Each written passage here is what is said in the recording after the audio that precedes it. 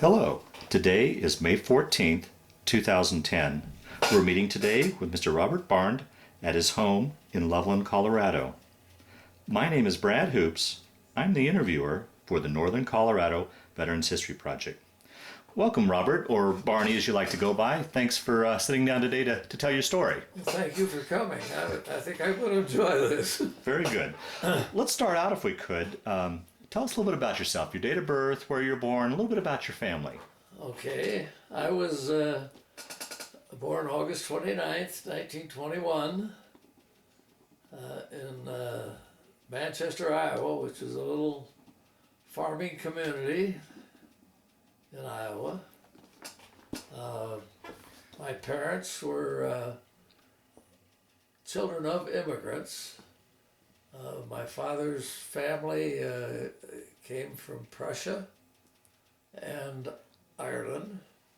My mother's family, Germany and France. Oh, yes. Heinz 57. I always jokingly say that was it's a wonderful background because if you look at those people, the Germans are very industrious people. The French are great lovers, and the Irish are very happy people. Yeah. Now, I'm sorry. Did you say your folks were? Did they immigrate over? Or were they born here in the States? No, that they were born in the States. Oh, okay. Their roots went back to Okay. family that moved from there. My father had an 8th grade education. His father was a plastering and concrete contractor, and Dad became a partner in the business when he was 15 years old. Wow. And my mother, incidentally, was from the German and French side of the family. Her mother came from Germany when she was 15 or 16 years old. And my grandfather left France, came into Canada, and then into the United States. And they were all very happy, hardworking people looking for a better life. Those immigrant stories are always fascinating. Yeah. My grandfather on my mother's side was a cigar maker of all things. Huh. And when that kind of fell by the wayside, he became marshal of the little town that we lived in, and he used to brag about the fact that he was able to keep things under control just carrying a billy club. Wow. Mother was just a homemaker. I had one brother who was 3.5 years older than I. He was born during World War I. And again, we were Roman Catholic. Both my brother and I were educated in parochial schools, which I think is a good disciplinary place to get a good education. Any idea how your grandparents ended up in Manchester? What brought the four of them to that? Well, actually, my father's grandfather came from Prussia. He located first in Pennsylvania, and we don't quite know how he came to Iowa. He was a shoemaker, and but I think some of his relatives had gone to Iowa. I think were more agricultural people, and so I think they convinced him he should come there. He had 4 children, one of which was my grandfather, and they were all very industrialist people. But I said my grandfather was a plastering contractor. One of his brothers became a road contractor. That was back in the days when gravel roads were the thing of convenience. One of them was a bridge contractor, and the other one was a building contractor, housing and what have you. It's interesting, the little town that I live in has two concrete reinforced bridges that cross one a river and the other kind of a stream in the area. And they've got a placard on it that says the bridge was built in the early 1900s by Gus Barney. I'll be darned. Wow. So that's kind of the roots of my whole life. Let's, before we get into your military experience, let me ask you about another major historical event around that time. Do you have much memory of the Great Depression? Or Yes. did it affect your family? Very definitely. Of course, I've always said I was kind of a Depression baby, born in 21. When the Depression came, I was 10, 11, 12 years old. And one of the things I guess I'm very proud of is that it was an agricultural community. We had a neighbor who was a truck gardener, if that means anything to you. He raised all the fruits, vegetables, and what have you that was sold in the community through retail stores in town. I started working in those truck gardens in the warm part of the year when I was 12 years old. Wow.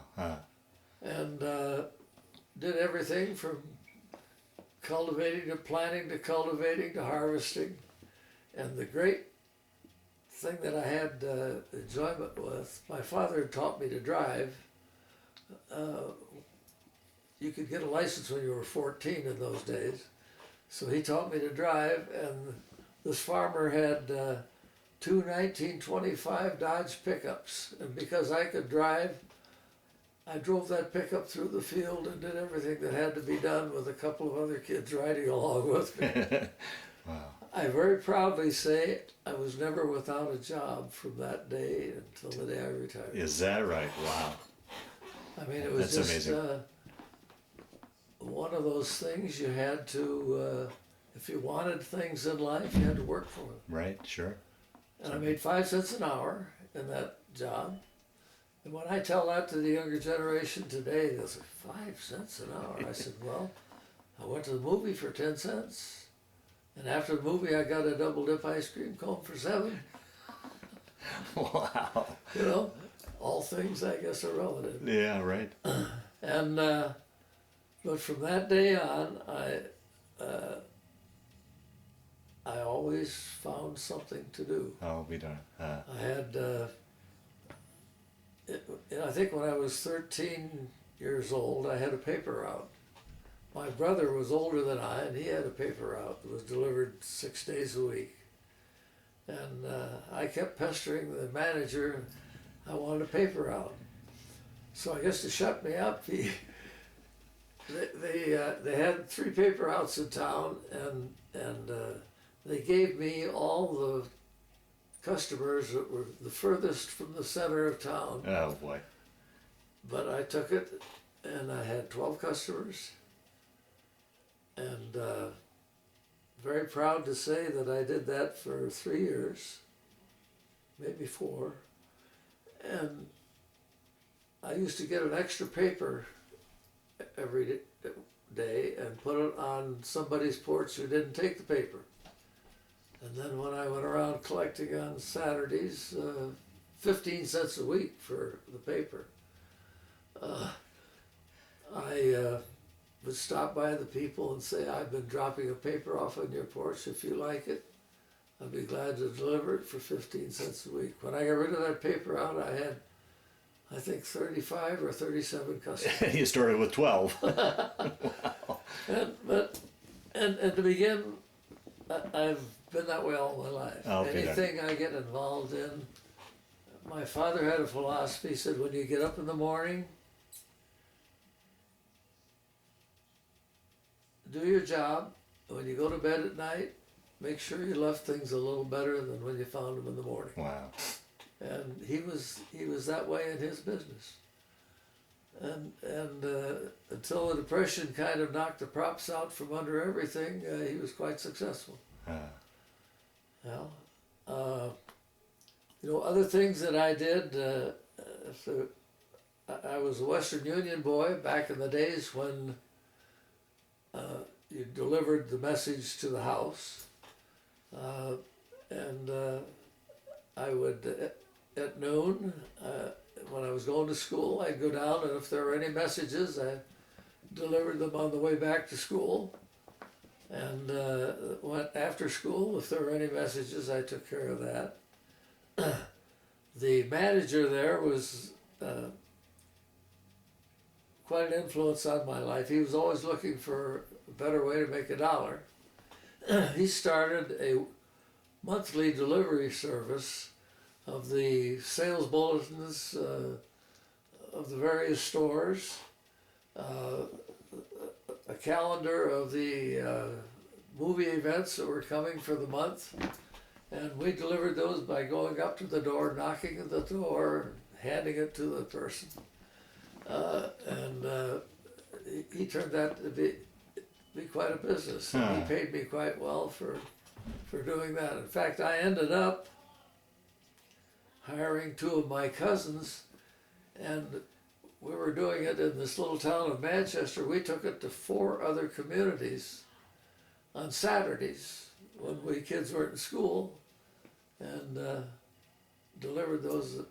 Oh, I had some good mentors. yeah, absolutely. Yeah. I worked as a junior and senior in high school, mornings and nights, mornings before I went to school, and nights after school, and sometimes every other night I closed the station at 9 o'clock, filling the service station. And that was a good experience. Right. I mean, I saw how a business was run, you know. It was a business that was owned by a single individual, and I learned a lot from him.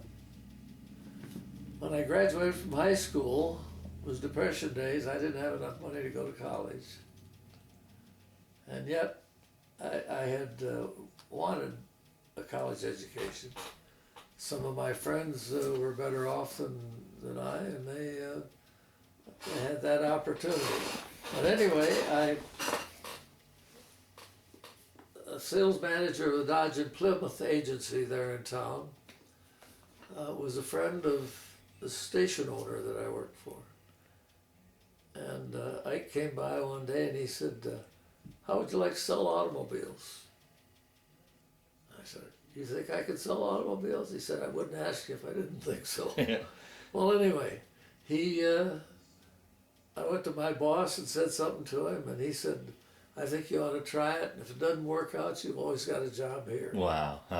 So anyway, I started selling cars, and again, this sales manager told me, he said, I have a philosophy of how the job can be done well. He said, you should contact 9 people a day. You don't stand in the showroom waiting for them to walk in. You go out and look for them. And he said, 3 of the people should be people that are very close to buying an automobile in the next few weeks. The other third that you're looking at, the other 3 would be people who showed interest when you made your first call and you follow up with them. The other 3 are people you never talked to before in your life. And I followed that and was very successful. Wow. Anyway, war came along, they quit making automobiles. So, and I wasn't old enough I could have volunteered, but I was waiting for the draft. My brother had been in the Army a year, and incidentally, as long as I mentioned him, he was in California at Fort Leonard Wood when the Japanese bombed Pearl Harbor. And that kind of made me say, you know, I'd like to be there. Incidentally, I was in a movie theater, and the manager shut the movie off and came out on the stage and said that the Japanese had bombed Pearl Harbor. Wow. And everybody got up and walked out. Is that right? What were you thinking when you heard that? Well, what was? having a brother in the Oh, service, yeah, I wondered, well, what's going to happen now? yeah, And as long as I mentioned the service, I went in the service in September of 1942. Yeah. My brother had gone in just a year before me, and incidentally, he was on the first draft in the community that we lived in. Is that right? Yeah, they drew numbers. The pre-war draft. Yeah, Yeah. yeah. Now, did you wait around for your draft then, or I did. Okay. I was drafted then in September '42. But again, so I had a little time there between 41 and 42, and they weren't making automobiles anymore. So I went to work in a grocery and hardware retail business until I was drafted to go in. Incidentally, my brother had worked for that company before he went in, and so I had a little bit of an in there. But again, I learned an awful lot about dealing with the public. Right, yeah. And I think it was that kind of experience. I feel so badly today that kids my age can't get that kind of experience. Yeah. And a lot of what I learned working with these entrepreneurial people, Oh, that's invaluable stuff. I mean, I used it in the service. Really, yeah. Yeah. So anyway, as I say, drafted in September of '42. What branch of the service were you drafted? I ended up in the anti-aircraft artillery. With the Army? With the Army, yes. And it was kind of interesting. I got my first assignment the night that we left on a train at 11 o'clock at night for Fort Des Moines, Iowa, where we were inducted. An acquaintance of mine from the automobile business was president of the draft board. And he walked over and handed me a big envelope, and he said, Bob, he said, you're in charge. Oh, the train, everyone on the train? He said, make sure they all get there. Well, they got there, but some of them weren't in very good condition. There's a lot of celebrating that night. But anyway, I arrived at Fort Des Moines about 8 or 9 o'clock in the morning with this group of guys, and boy, they put us right in line, stripped us down, started the physicals and what have you. And I was standing there in line, and a master sergeant came by, and he said, anybody here know how to run a typewriter? Nobody opened their mouth. And I said, I can. So I'm in civilian clothes. He takes me over and puts me down at a desk with a typewriter, and he said, here's this history of these soldiers from this day forward until they leave the Army. He said, I want you to put their blood type their blood type in, ask them what their religious preference is. I can't remember the other question now. And type that in, and I sat there all day and did that in civilian clothes. Oh, boy. And I remember that they had a saying, when you go into the Army, you keep your... I was just going to say that you hadn't learned the rule yet. You never volunteer. Keep your mouth shut, your bowels open, and don't volunteer for anything. And I just said to myself, I've never been that kind of a guy. Yeah. And it's interesting that this master sergeant came over when the day was done, and he said, let's go over and get you some clothes.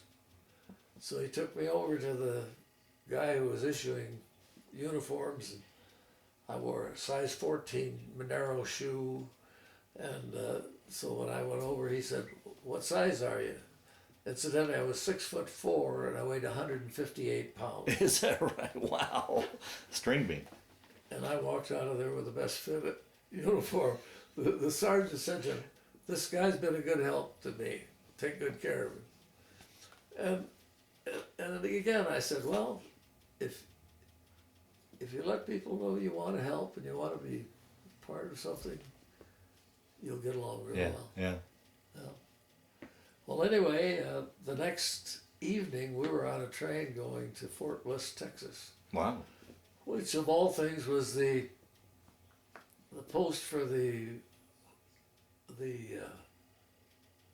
horse. What are they? Cavalry? The cavalry. What I'm trying to say, yeah. That was where the first cavalry was. But they had built a new encampment up in the mountains, and they were putting anti-aircraft artillery operations in there, which was kind of a new branch of the service. It was actually an offshoot of Coast Artillery. Hmm. And so anyway, we all a bunch of recruits, and I met a number of commissioned and non-commissioned officers there, and I comment on that in my writing here, but three people that really impressed me. When we got there, the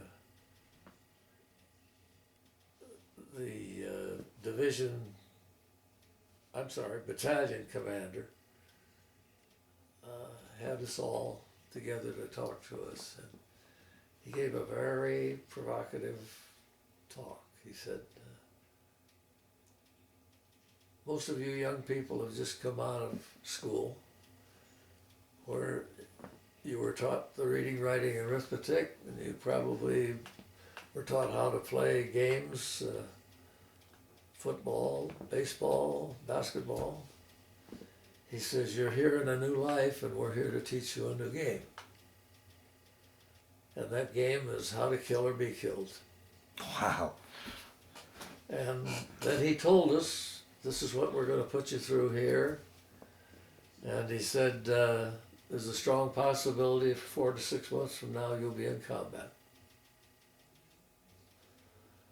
And What were you thinking when you were hearing this? well, let's learn this game well. Yeah.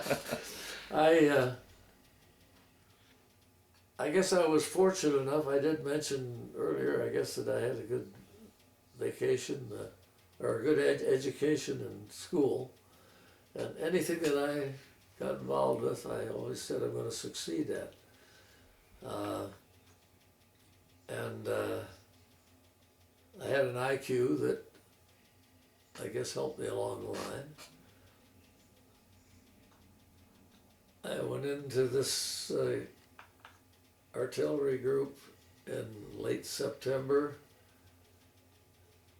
At the end of November, I was with 7 other guys promoted to corporal. We were called gun sergeants, which the job called for 3 stripes. And we had 15 men, and we learned how to run this equipment. They had qualified people there teaching us. And it was very interesting. We went on maneuvers. We went into the desert and fired at targets drawn by flying aircraft, you know, and I mean, it was an intense training program. Now, how was that? Sorry to interrupt you here, but how was that transition for you going from civilian life to military life? Was that much of an adjustment? Not really. Yeah, I would. It was for some. Yeah, you know, right. I heard some tall, sad stories of people saying, I shouldn't be here. And along with those lines, how was it in the way for you? Because like many in your generation, growing up, you really didn't travel too far away from home. And now here you're in an entirely different climate, with people from all around the different country, different people around the country. Was there any homesickness or anything in that regard? Did you With experience? some children, and there's a lot of them were children. Yeah, you know? right. But in some, yes. I mean, there was. But personally, you didn't have any problem with No, homesickness or no, anything? Okay. no. Okay. I guess I remember my father again, who was a very positive individual. He almost died during World War One with the flu, and so he wasn't drafted into the service. And the morning that I left to go, my dad was off on a job someplace at 7 o'clock in the morning. He gave me a big hug. He said, "I didn't think I raised two boys to fight a war." But I mean, he was very supportive. Wow. Huh. But and you know that mentality that he had of making things better when every day of your life, Wow. that stuck with me. Yeah. Yeah. And I think as we go through this, you'll find out that it did stick with me. I had in January 1st, 1943,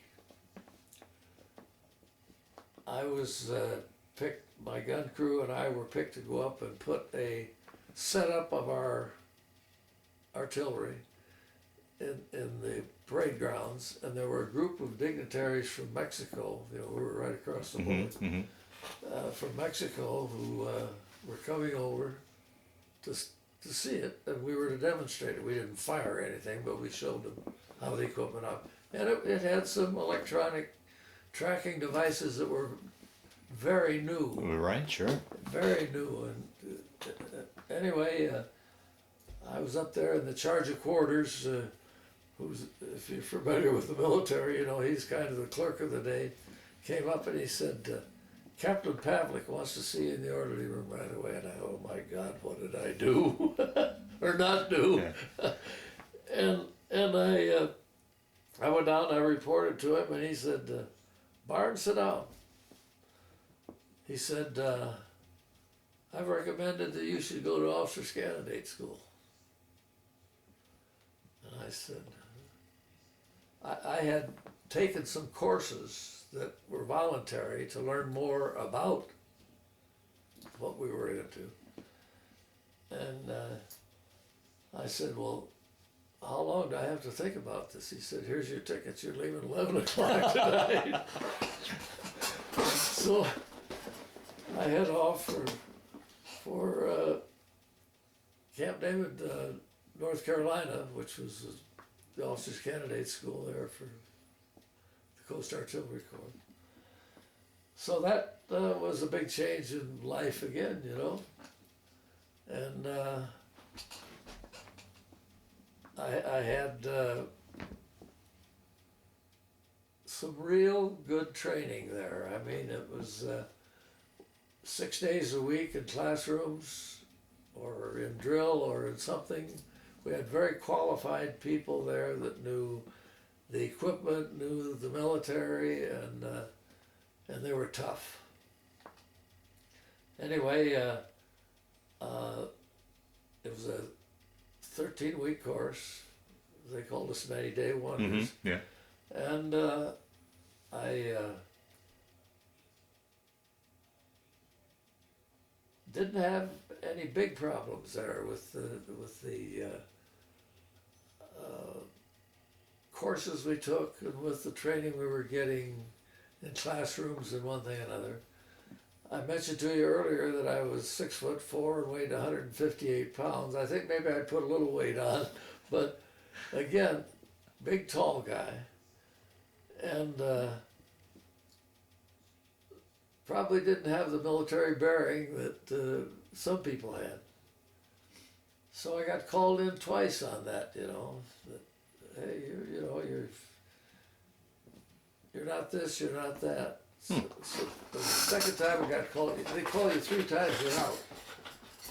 And so the second time I went in, and I'm great for remembering names. This captain was Chris Pickard. He looked at me and he said, "You know, Barney, you've been in here once before for this." And he said, "You know the rule, look, it happened." He said, "You've got to correct this or you're not going to make it." He said, "Why do you think you're here?" I said, "Well," I said, "Captain Charles Pavlik, who I had the highest regard for, picked me out of a group of 200 men and sent me here thinking that I was a candidate for officer." And I said, "And I guess you got a job to do too. You got to prove whether Captain Pavlik was right or wrong." Wow. I was never called in again. In fact, I ran into Chris Pickering, my wife and I, getting a little ahead of the story, but I was sent to Camp Hawn out in California. And Dottie and I were out for lunch on a Sunday, and I walked in and there was Chris Pickering sitting there with his wife. I'll be darned. So I walked over and I said, "Do you remember me?" And he looked up and he said, "Yeah, I do. Sit down and have lunch with us." How many years later was this? That was only months later. Oh, months later. Oh. Yeah. He had been a TAC officer there for years, and they only got so much of that, and then they had to go fight the war. But he was a great guy, and I commented that I met some great guys in the service. I mentioned the Colonel Coyne, who gave us that orientation talk. Captain Pavlik was a great guy, and I'll touch on that in a minute. And the other guy was a guy by the name of Tommy Tompkins, who was our first sergeant. And I still remember those guys as being some of the finest people Wow. I met. Because I was this big, tall guy, they always have a guy who heads the, if you're out on a march, who carries the staff and heads the march. Well, I got that job because I was tall. Captain Pavlik was about 6'4", and he was the greatest guy. When he took you out on the obstacle course, he took his shirt off and said, "Okay, guys, follow me." When we were out on and we used to take some hikes 20 miles at night, you know. We'd be out there, and I was always up at the front of the line, and Pavlik would be up there, and all of a sudden he'd be gone. And he would go walk all the way to the back of 180 men, not in single file, but double file. And all of a sudden, he'd double time back up to the head. And he, if he saw anybody that was in any kind of trouble, we always had a medic behind us in a vehicle. He'd say to the guy, "Come on, fall out and get in the medic thing," you know. And he just, a guy I just admired so much. Sure, you know? yeah, you bet. And the other guy, as I said, was that first sergeant. He was a disciplinarian, representative of the enlisted man to the commissioned officers, commanding officer. But he was outstanding. Shortly after I went to Officers Candidate School, he volunteered, went into the airborne. Really? Wow. As a paratrooper, yeah. He was a regular Army guy. Yeah. I would say he was probably in his late 20s. And but when you saw people like that, you just said, "I got to be like that." Yeah, right. Yeah. So anyway, I graduated out of Officers Candidate School on the 15th of April, and got on a bus and a train and went to Chicago and got married on the 17th of April. Is that right? Well, talk about that. How that? Talk about your wife and how you guys met and how all that came together. Well, kind of. Was she a hometown girl as well? No, Oh. really. Well, she was and wasn't. I mentioned to you that I went to parochial school. Hard times were hitting everybody, and they closed the high school of the parochial school when I was going into my senior year. So I had to go to the public school. Dottie moved to that town. Her father was with the U.S. Engineers, and she was kind of a little nomad girl. When her dad got a new assignment, she got a new school. So the first day of school, my name was Barn, and they started in the back of the room A, B, C, D, and she was Dobson, and she was D down in front of me a little ways. And it was kind of interesting. She's a very attractive lady at 89 now, but she was a beautiful girl, new girl in school. And I'm sitting there at my desk looking down that long aisle to the front of the assembly room, and there are about 5 guys around her desk. and I said in this that I was so involved in the business world in those days that girls were kind of secondary in my life. Right, sure. But anyway, to make a long story short, she graduated high school there. She went to college in Cedar Rapids, Iowa, Coe College, and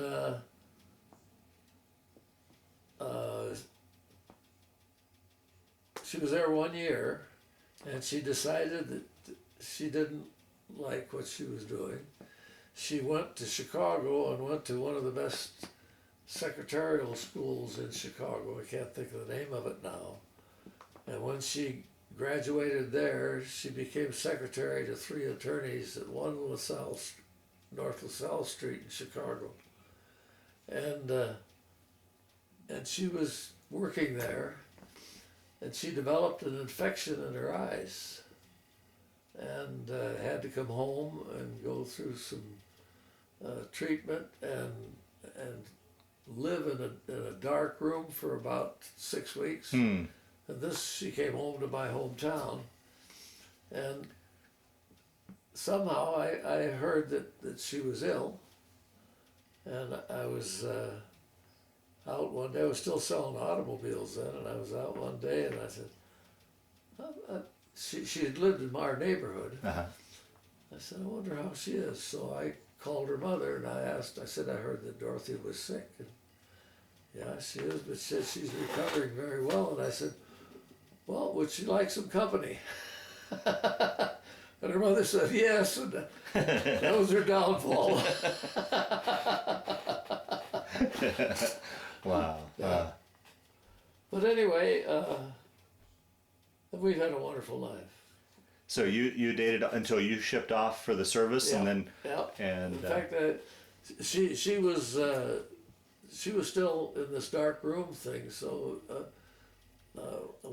our first date, we went to a movie, and I guess that was the beginning of our married life. I'll be darned.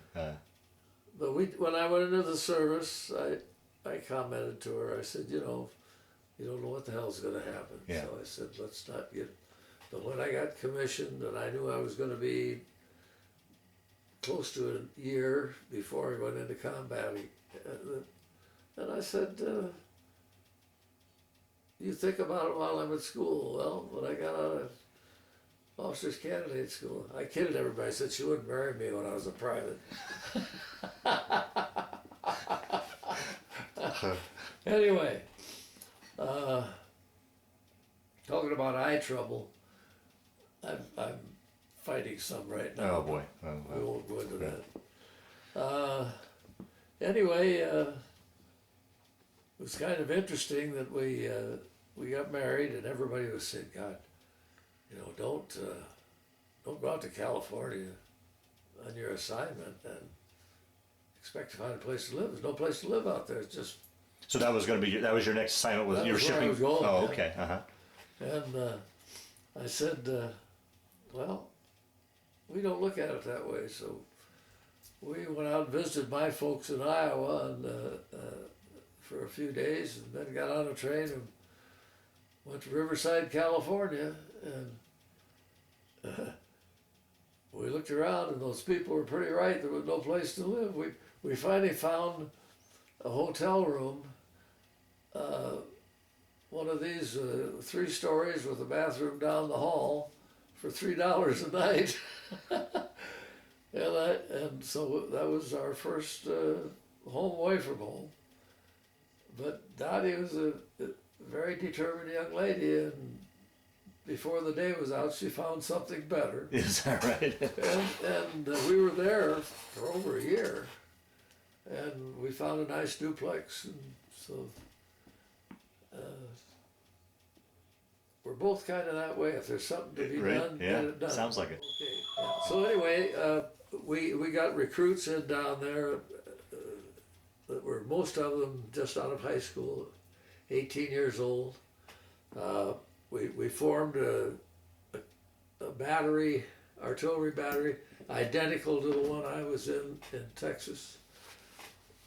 The experience I had there as an enlisted man and as a gun sergeant paid off well, because there were a lot of young officers that showed up down there that didn't know anything about it, and it was good for me and it was good for them. We got some wonderful young guys that came off the East Coast, some of them out of Ohio and Virginia, but most of them off the East Coast, Massachusetts and New York and that area. And it was kind of a shocking experience. I'm standing there, and I was the platoon commander at that time. So half of the guys that came into that battery would be under my guidance, and So there's 2 batteries per platoon, or how did that no, go? there were 2 platoons per battery. Oh, okay, okay. Yeah. And there were in this organization there were actually 4 artillery batteries and 1 headquarters battery. About 850 people.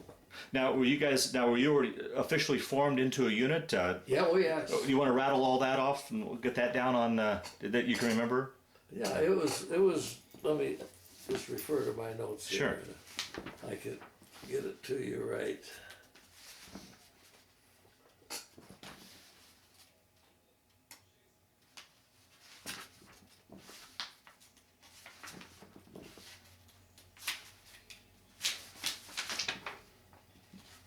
And we were the 569th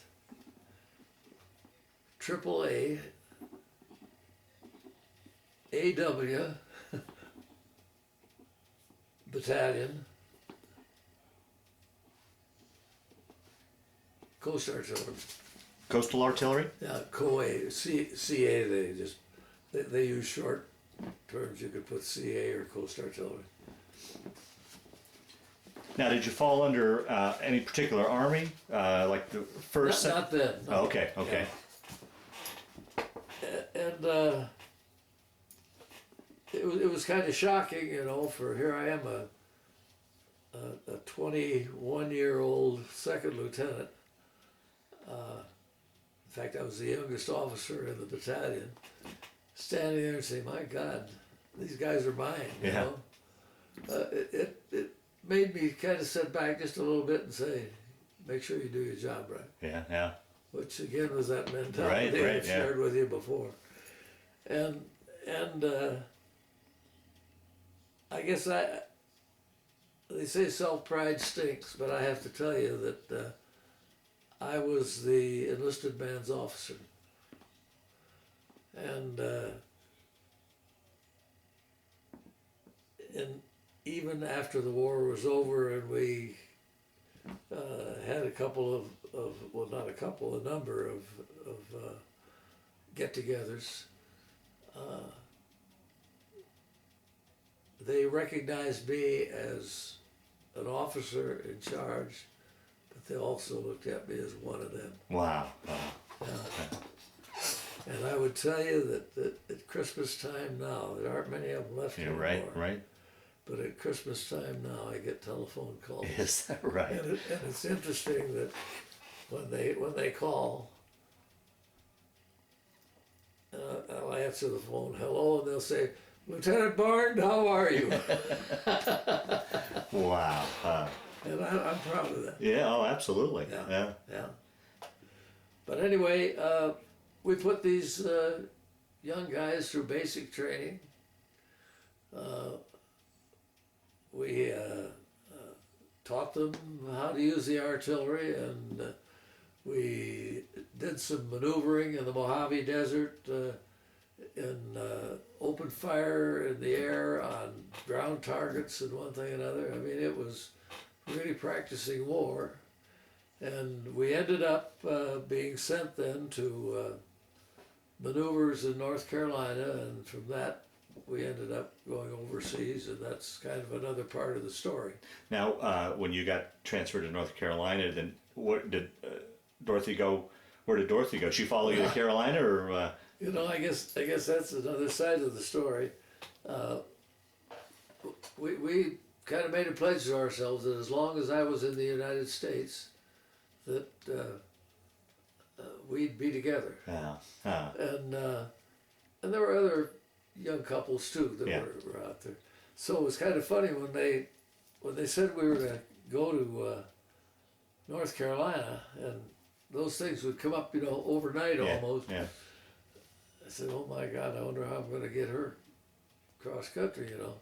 So we were kind of, we had a few days to think about it. I had to go with the troops on the train. Right. I had a sergeant, Joe Cornelius. Joe is still alive at 94 years old. And I'm going to see him in a couple of weeks down south in Texas. Anyway, Joe was from Massachusetts. He'd hardly been out of the state before he came into the Army. Right, sure. I could cut orders for him. They called a delay en route for 5 days, and say, you can go across country and we'll meet you there. I couldn't do that. I said, would you want to do that? Oh my God, I'd love to. He said, I don't know anything about the United States. I said, well, you're going to be driving my wife and 2 other officers' wives and our dog. And he was hell-bent to go, and he never has forgotten that. I'll be there. But anyway, I didn't have an automobile. So we were at the officers club, and I walked over to a bulletin board, and it said, for sale, let me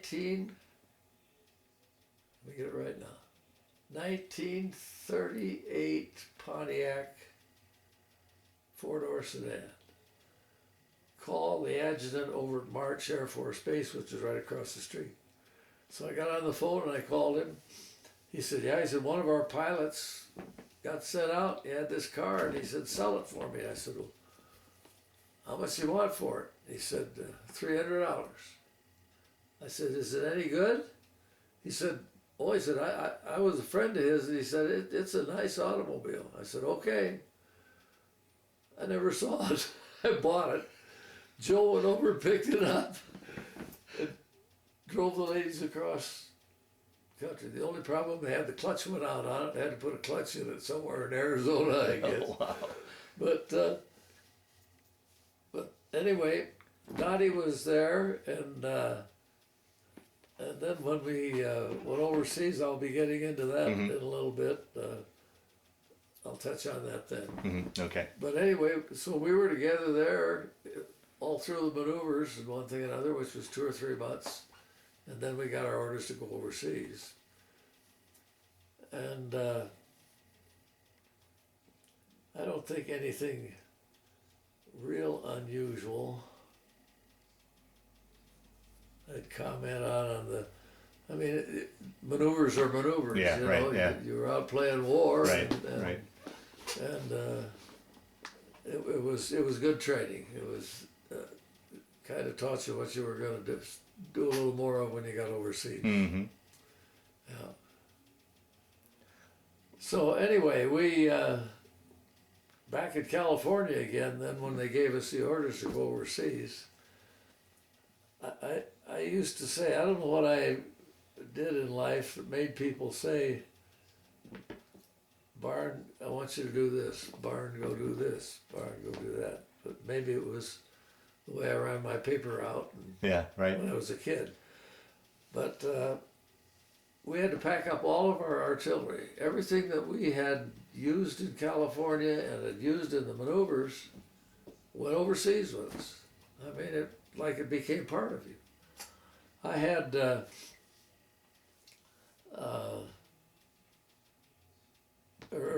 we had to pack all of that up and get it up to the port of New York and get it on a ship. We had an exec officer in our outfit who finally didn't go overseas with us, and we were kind of glad.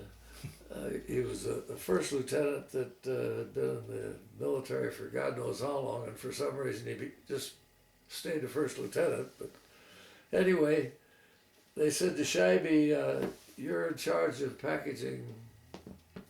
It's a funny thing to say, you're packaging big artillery. Yeah, right. Yeah. But for shipment overseas. Well, he took the job, and about a week later, he declared an emergency at home that his father had had a stroke and he had to get home and do this and do that. And so Captain Dye, who was another guy that I really thought a lot of, who I met in this new outfit in California, called me in and he said, he was a Southerner, I was always, Barney, Barney, Scheibe's got to go home. I want you to pack the battalion up and ship it out. Well, I'd never done anything like that in my life, but I kind of looked around a little bit and said, well, it can't be too hard. And incidentally, that's what I did for about 10 to 12 days. They had railroad flat cars come in, you know. We had to take all of the combustible fluids out of everything, and then even the cook stoves that you had. We took everything that we had in North Carolina. We took to Europe with us. So, and that was one hell of a job. We had some guidance from the Quartermaster Corps, but other than that, it was get the job done. And when it was done, the colonel at officer's call kind of gave me a compliment, and he said, "I'm giving Barn 3 days off to take a vacation." Well, that was Saturday, Sunday, and I'm trying to think now. That was in the early part of November. I don't know, but there was a holiday there, so I really didn't get any time off. But the medical officer and was a pretty good friend of mine. Sammy was a Jewish guy that was just a lot of fun. And we were out one night, my wife, Sammy, and Sammy's assistant, who was another guy, first lieutenant. And we had dinner, and he said, "What are we going to do this weekend? We got 3 days off." I said, "Well, why don't we go to Washington?" Now, you just reminded me, I don't even have this in there, but you reminded me of Washington. So anyway, we were in a restaurant right near the railroad station in Fayetteville, North Carolina.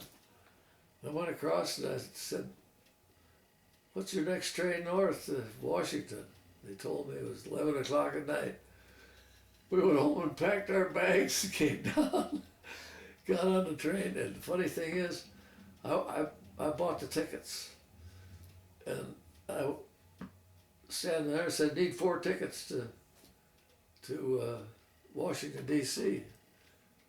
And the guy sold me 4 furlough tickets. So Dottie was along, so we called her a fellow on the furlough. And the conductor laughed when he went through and found she had a furlough ticket. But we went up there, we didn't have any hotel rooms or nothing. Wow. We got off the the train, and we were looking pretty scruffy guys with beards, you know. So we went to a barber shop and got shaves. And there was a girl that was in Dottie in my class in high school, who was secretary to the representative from my home district in Iowa. Uh-huh. And so I got on the phone, and I called, and Susie answered the phone in the representative's office. I said, "Susie, it's Barney Barn." And I said, "Dottie and I are here with a couple of medics, and we just came in. We don't have a hotel room. We got nothing." She said, "Well, where are you?" And I said, "Well, we're in a barber shop in Washington." She said, "I'll call you back." She called us back, and she said, "You go to the Mayflower Hotel in Washington and tell them that you're Representative Talley's guest, and they'll take care of it." We got the Orville Wright suite. Wow. And Representative Talley picked up the tab. But we had a great time there. That was my first trip to Washington. So you prompted me right, when that call came. Yeah, right. Yeah.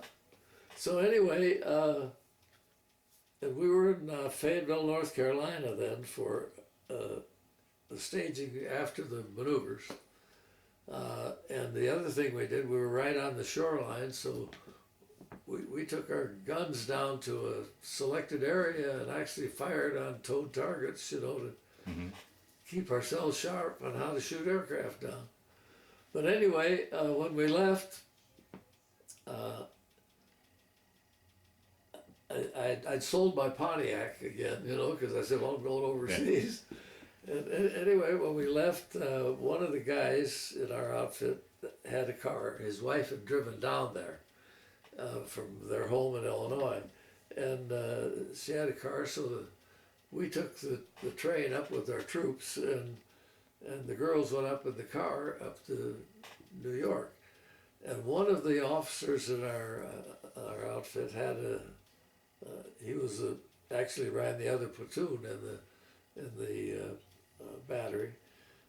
He was born and raised in New Jersey, so he called and got a hold of his father-in-law, and his father-in-law said, "Sure, come up. We got plenty of room." So we went up the first night and slept all over their house, and then we found a place, because the ship we were going in on was on its virgin voyage, came up from Pascagoula, Mississippi, and on the way up, it was so out of balance, they said it couldn't go to sea.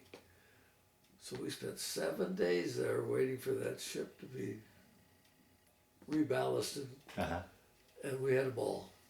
Well, it must have been pretty exciting for a couple small town Iowa kids to be in the big city, New York, Washington. It was, yeah. And so we had a big time. In fact, we went out for dinner one night. I'll keep you here all day, I think. We went out for dinner one night. We went to a famous restaurant down in the, whatever they call that party part of town.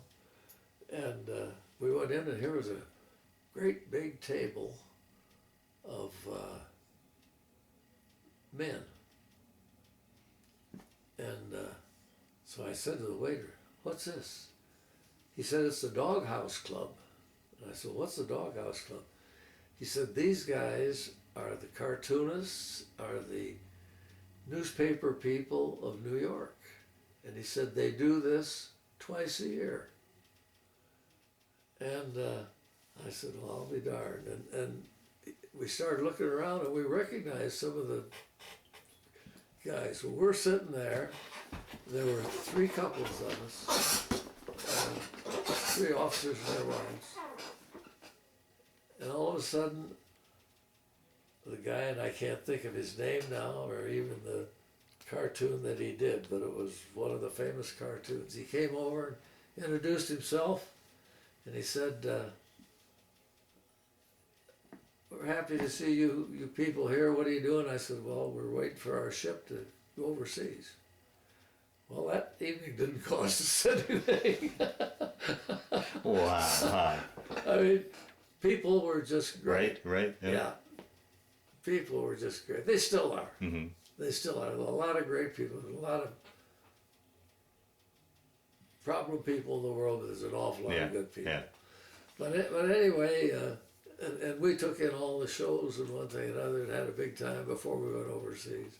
And then the girls went home and... Was that a tough departure when you had to say goodbye to Dorothy? I mean... Well, I think, we'd always talked about it. We knew it was going to happen. Yeah.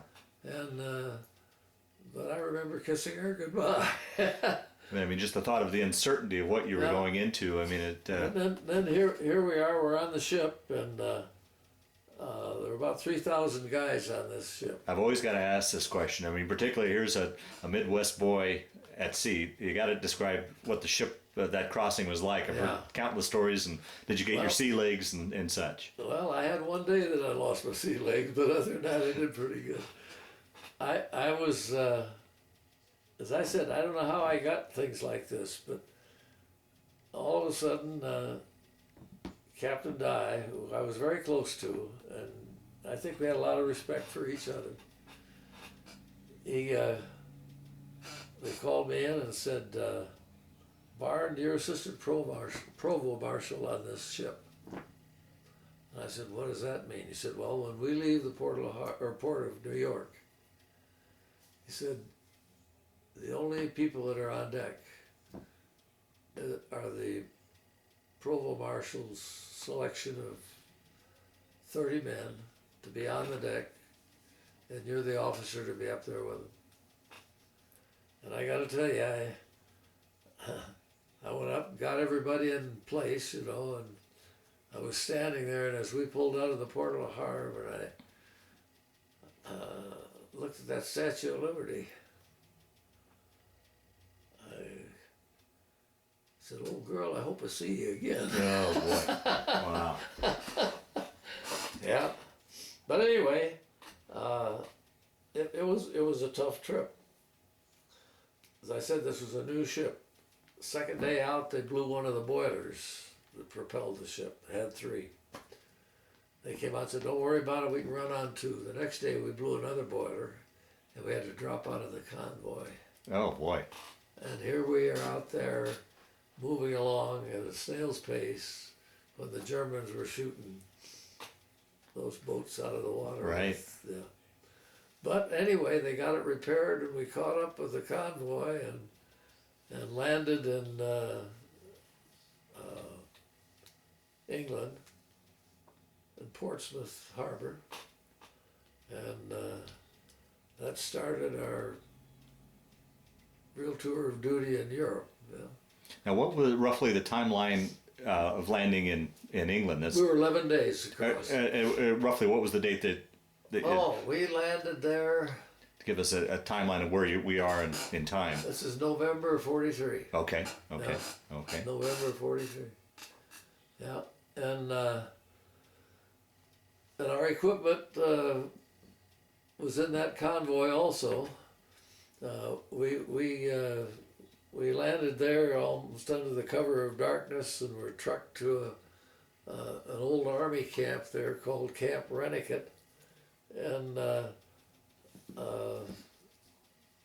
ordinary bunks and everything. It was almost like being in the United States. It was well equipped, and but we were there for. It took us about 4 weeks to get all the equipment back in operation and one thing and another, and we had an opportunity. After 3 weeks, you were quarantined when you went there for 3 weeks because of the possibility of carrying any disease into that country. And so we saw a little bit of the town, a little bit of the countryside there before we went over. And got a kind of a cute story. We had I told you there were some people who really impressed me. We had a Catholic priest who was our chaplain. He was born and raised in a German community in Ohio, and his name was Werner Himmelgarn. That was very German, and he spoke German fluently. This guy was just a great individual with guys. I mean, when we were crossing or going across country in a train, we had duties we had to go through, you know, as officers to make sure everything was well. And I went into one of the cars, and here were some guys down on their knees shooting craps. And Father Himmelgarn was one of them. and I'm going to have a couple other stories to tell about him after we got into combat. Okay.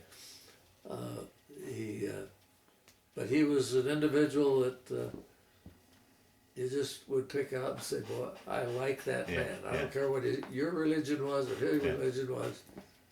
You like that man." Anyway, we finally ended up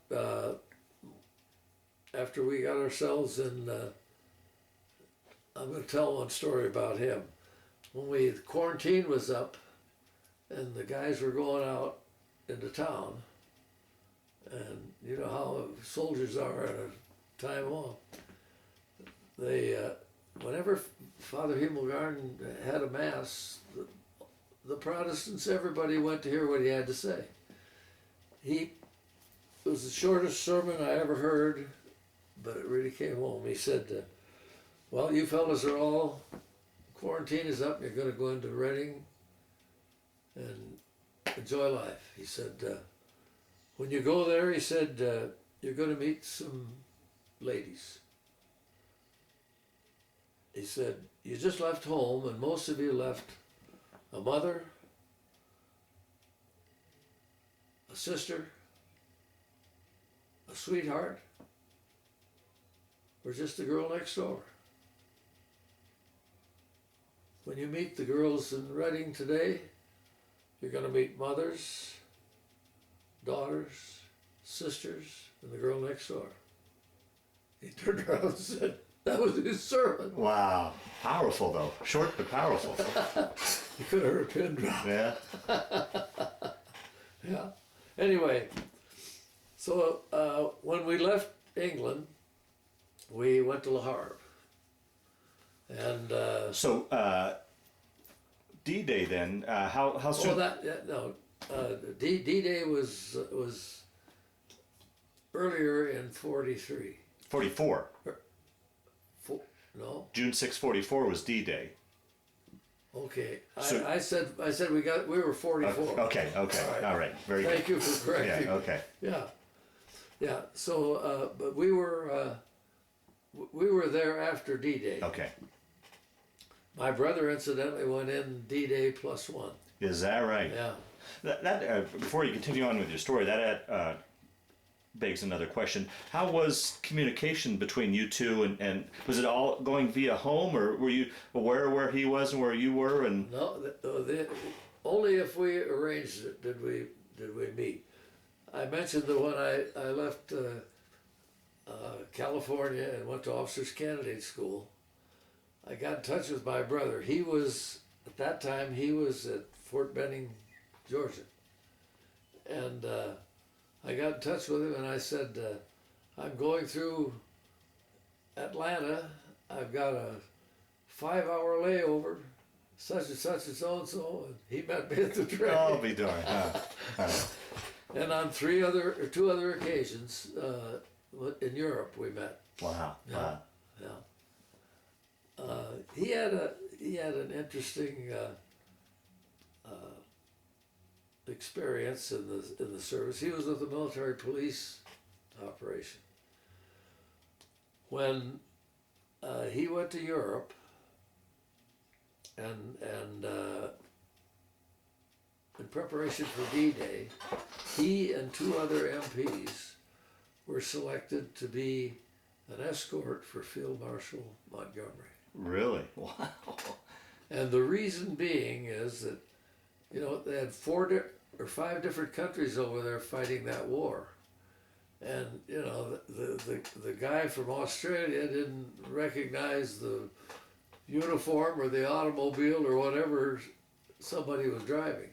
So they said that because Field Marshal Montgomery had the run of the whole front under Eisenhower, he needed somebody that could take him in and out of the various military establishments. So Jim and two other guys were his escort. I'll be darned. Oh. And he could, oh God, he could tell you some fantastic stories about that old man. He said he was a warrior, and he said a man's man. He really liked him. After the war was over, Jim went to Wiesbaden, Germany, which was the headquarters for Eisenhower and that whole group of people, and Jim then became an escort for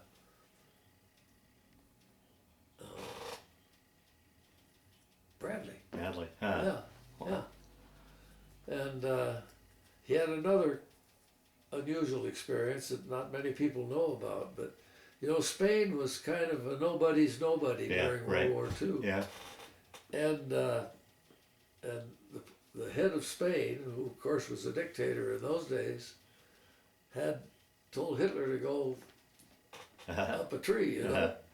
Just, he didn't want anything to do with the war. But there was an element down there that didn't support him. So he had to be pretty well protected. At the end of the war, my brother and a group of guys were put in civilian clothes and sent down to Spain to, and I can't think who was the head of Spain in those days. Franco? Franco, yeah. To take him out of the country because there were people down there that wanted to assassinate him. Wow. Fascinating. So, and the other thing that I always tell people, and now, so what do you think his rank was? Corporal. Is that right? Anyway, I'm getting off on. Yeah, we'll get back to you. So you've landed on Le Havre, and we right away we got our equipment. It came in. We got our equipment, got it together, and they sent us down to the First French Army, attached as the First French Army. And the reason being, there was a bridge down there outside of a little town called Neuf-Brissac, which crossed the Rhine River. The French had made about 3 attempts to win that bridge down there, and they couldn't. So they sent us down there with other troops to push the Germans across the Rhine River and we saved the bridge. The Germans were trying to blow it up, and we saved the bridge. That was the first real big slaughter of people that I saw. oh boy. And fortunately, most of them were Germans. Now, did you go from aerial artillery then to regular army artillery, or well, that was the interesting thing about the artillery we had. It could be used either as direct fire on ground targets or aircraft. Okay. And the Germans, when we first showed up with that kind of stuff, we had 50 caliber quad units, 4 50s right up here like this. My God, they just threw a sheet of metal out there, you know. And the next ones that I had in my operation were 40 millimeter guns that were actually designed by the British as anti-aircraft guns. And you could feed those 40 millimeter rounds in from the top, and it would go boom, boom, boom. We had both posite fuse that would explode upon contact with an aircraft, or we had armor piercing that you could fire direct. And the Germans were saying, where do they get that automatic artillery? But it was, and then we had 90 millimeter guns. Those you couldn't fire directly. You had to fire with trajectory. The interesting thing that we had when we were down there with the first French, the largest artillery guns that were used by the Allies were 290 or 280 millimeter howitzers. And I mean, that's like that, you know. And I first saw those when we went down with the First French Army, because they sent C Battery of the 278th with us. And they were down there firing on that bridge with posite fuse, which would explode at a given level above the bridge if anybody was trying to cross it. So that's how they finally got the Germans. I mean, it was a bad scene, but that's how we got the bridge. And we were there because we were anti-aircraft and we're also ground artillery, to protect these big guns, because they moved those guns between two full tracks. The barrel would come off of the mounting. They'd mount the barrel between two full tracks. Then they'd take the base and mount that on two more, and that's the way they moved them. And they had two guns in each battery. And when you took them in to set them up, now I guess the reason I'm telling you this, I was then assigned to follow those people anywhere they went for the rest of the war. And anyway, to give them aircraft protections, because they were sitting ducks. Right. They had a range of 17 miles if they needed it. And anyway... that must have let out a hell of a sound when those... Oh, it'd blow the pants right up your legs. In fact, I haven't got the ears I used to have. Yeah. Wow. When I came out of the service, they said, don't spend any money on high frequency radios or televisions. Well, there weren't television those days, you know, because you aren't going to hear it. And I don't hear high frequency one even today. But anyway, that was a very interesting assignment to get with those guys, and to see what they go through. When you took that gun in to set it up, you had to know where the target was, and you would then survey it in with engineering instruments, because it only had 17 degrees elevation and about 20 degrees azimuth.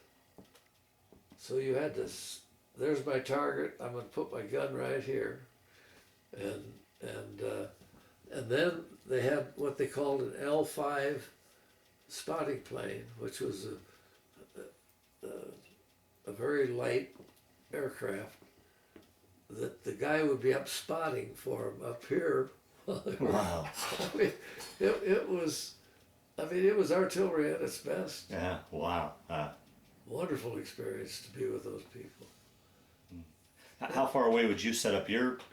Right around them. Right around, yeah. Yeah, so if aircraft came over and we were strategically there, we would shoot the aircraft before it got to them. Yeah.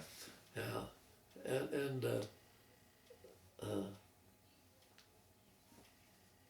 It was quite an experience.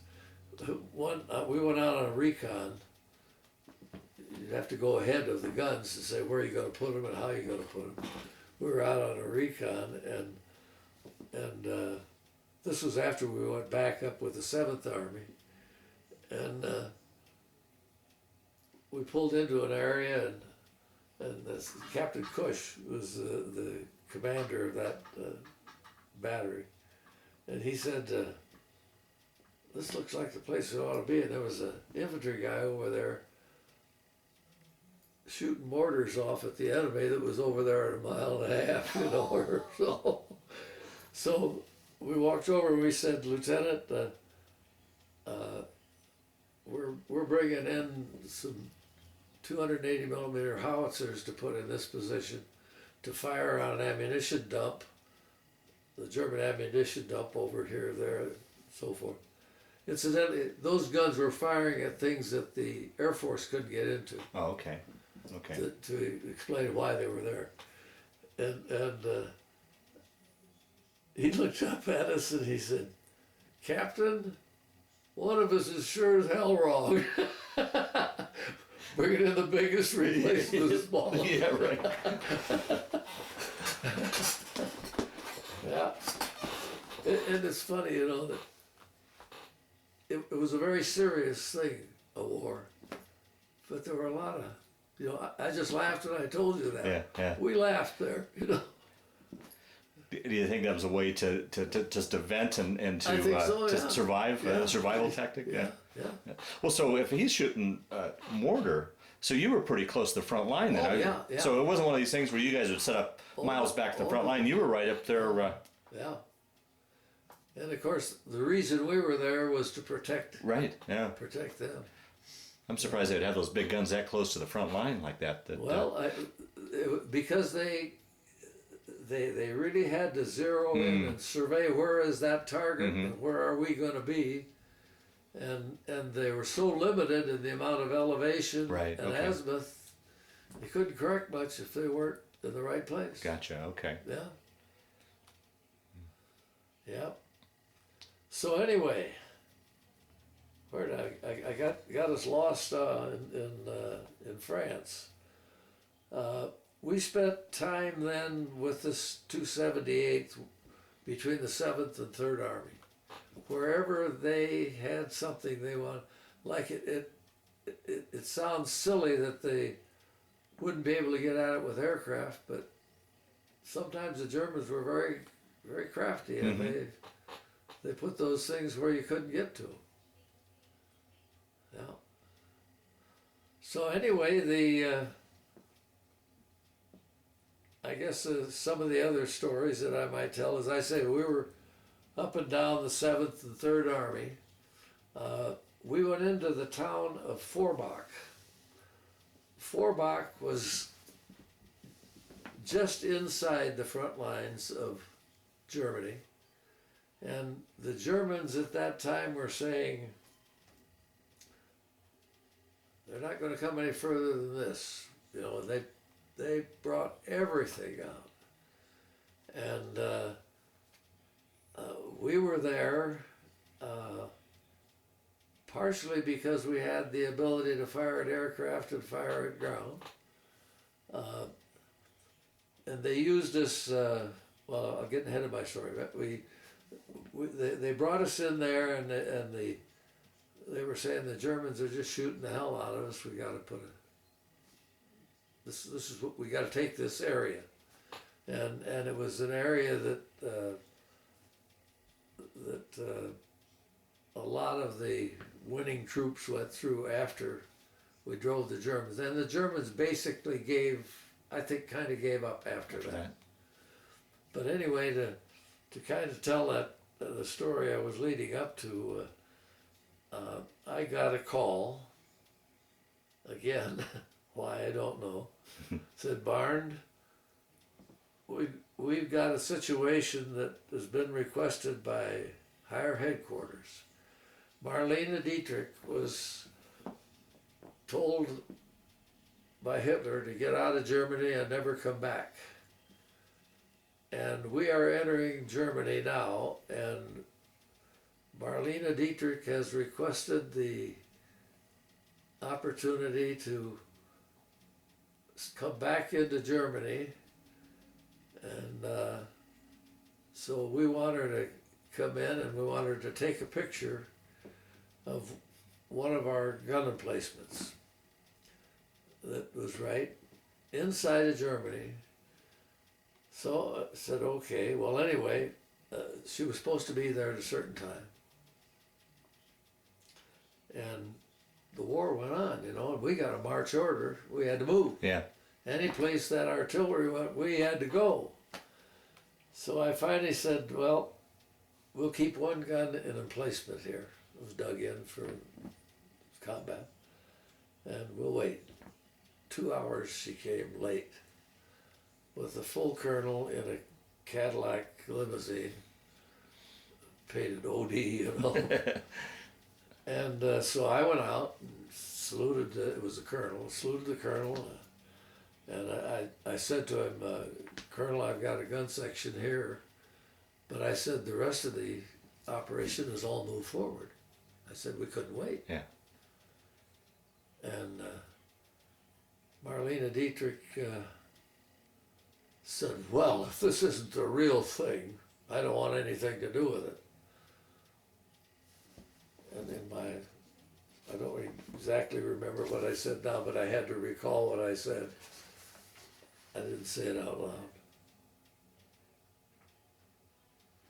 I said, she arrived 2 hours late with a full colonel in a Cadillac limo and said, if it's not the real thing, I don't want it. I remain an officer and a gentleman, but my thoughts were, get out of my sight. Wow. Anyway, we went from there, then down. We had done that crossing of the Rhine down with the First French Army. Then we went over and we crossed the Rhine north of Frankfurt. And that was an area where there was a bridge that the Germans had blown out. And yet it was an avenue that we needed to get where we wanted to go through Germany.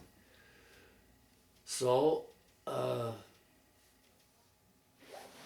could look back and tell you who was there and who wasn't there, but it was a 22nd Army activity. That was where they brought a lot of the various forces together, regardless what army, what division, or what have you, and to make a crossing there. And they were to cross and make a beachhead on the east side of the Rhine. And then the engineers came in and put in heavy pontoon floating bridges. I mean, that you could run tanks across. And we were there to support the crossing, and then we were there to support the engineers in case the Germans decided to come bomb them while they were building that bridge. Right. And so we went in on reconnaissance under daylight, and we looked, across, and here were some Germans on the other side of the Rhine looking across at us. But at 2:45 that morning, we moved in and set things up kind of helter-skelter. Now, how long normally would it take you to, once you move into a position, to set up, get fully set up? Well, that was the other thing about the weapons that we had. They were all on their own wheels. We could move in with the guns in my operation, which were the 50 calibers and the 40 millimeters. We could pull in, we could be on the ground firing in 10 minutes. Oh, really? Oh, wow. I mean, it was, the devices were mechanical hydraulic. It'd be on 4 wheels. You'd loosen the one up here that supported the barrel or the tube of the 40 millimeter. This one back here supported the rear wheels. And you could pull a couple of pins, set a couple of pins down here, lower it to the ground, and start firing. Oh, wow, okay. Yeah. So anyway, we moved in at about 2 o'clock, and at 2:45 they kicked off. Well, the Germans were clever little people. There was a barn. We were on the Rhine. There was a highway here, and then the Rhine River was over here, and there was some beach along there. There was a building sitting there that they'd filled with we think straw or hay or something that would burn, and gasoline. And as soon as our assault boats started their motors and started to cross, they fired into that building, and they lit that beach up like high noon. And that was a pretty bad experience. They were shooting these boats as they went across. The Rhine River flows at 6 to 7 miles an hour. So you started here with the idea you were going to land over here. Yeah. And they blew a lot of our boys out of existence. Boy, that must have been tough in your position watching that happen. Yeah. Oh boy. And it was kind of interesting to follow up on that. At 4:30, we had the beachhead on the other side, and the Germans were gone.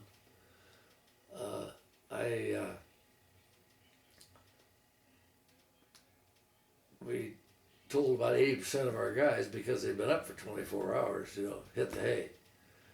And which they did, and I was duty officer for the day, or for the time. And the rest of the officers, you had to get sleep sometime. Yeah. And I'm standing there, and it's dawn, and a full colonel comes by in his full dress, and he walks over and he looks. He said, "What's going on here?" Because the gun crews were asleep. Had a couple of guys awake in each one, but most of them were asleep. He said, "What's going on there?" I said, "This doesn't look good at all. Who set this up?" And I said, "Well," I said, "Colonel, I was here all night, and I guess all I could say is I didn't see anybody above the rank of captain that was here worrying about it. But I said, I can assure you, when these people get a little rest," I said, "we were up all night. When these people get a little rest, they'll be taking care of things, and it'll look better." Because we were going in there for a permanent assignment, until that bridge was built, Right. And protecting it. But he turned and left. I tell that story in here if you want to review it. I said, I think he got the message because he left. but you ran into things like that. And I was always an individual. If I had something to say, I'd say it. But it sounded like you would do it diplomatically, though. Yeah. But anyway, it was interesting that we only shot down one airplane in that whole, and that was the night. Some guy flew over that. I think he was probably doing some reconnaissance, a German, and we shot him down and captured him. And but I think the fact that you were there, it's like the policeman on the street corner. Yeah. Yeah. And after that, it became kind of a rat race.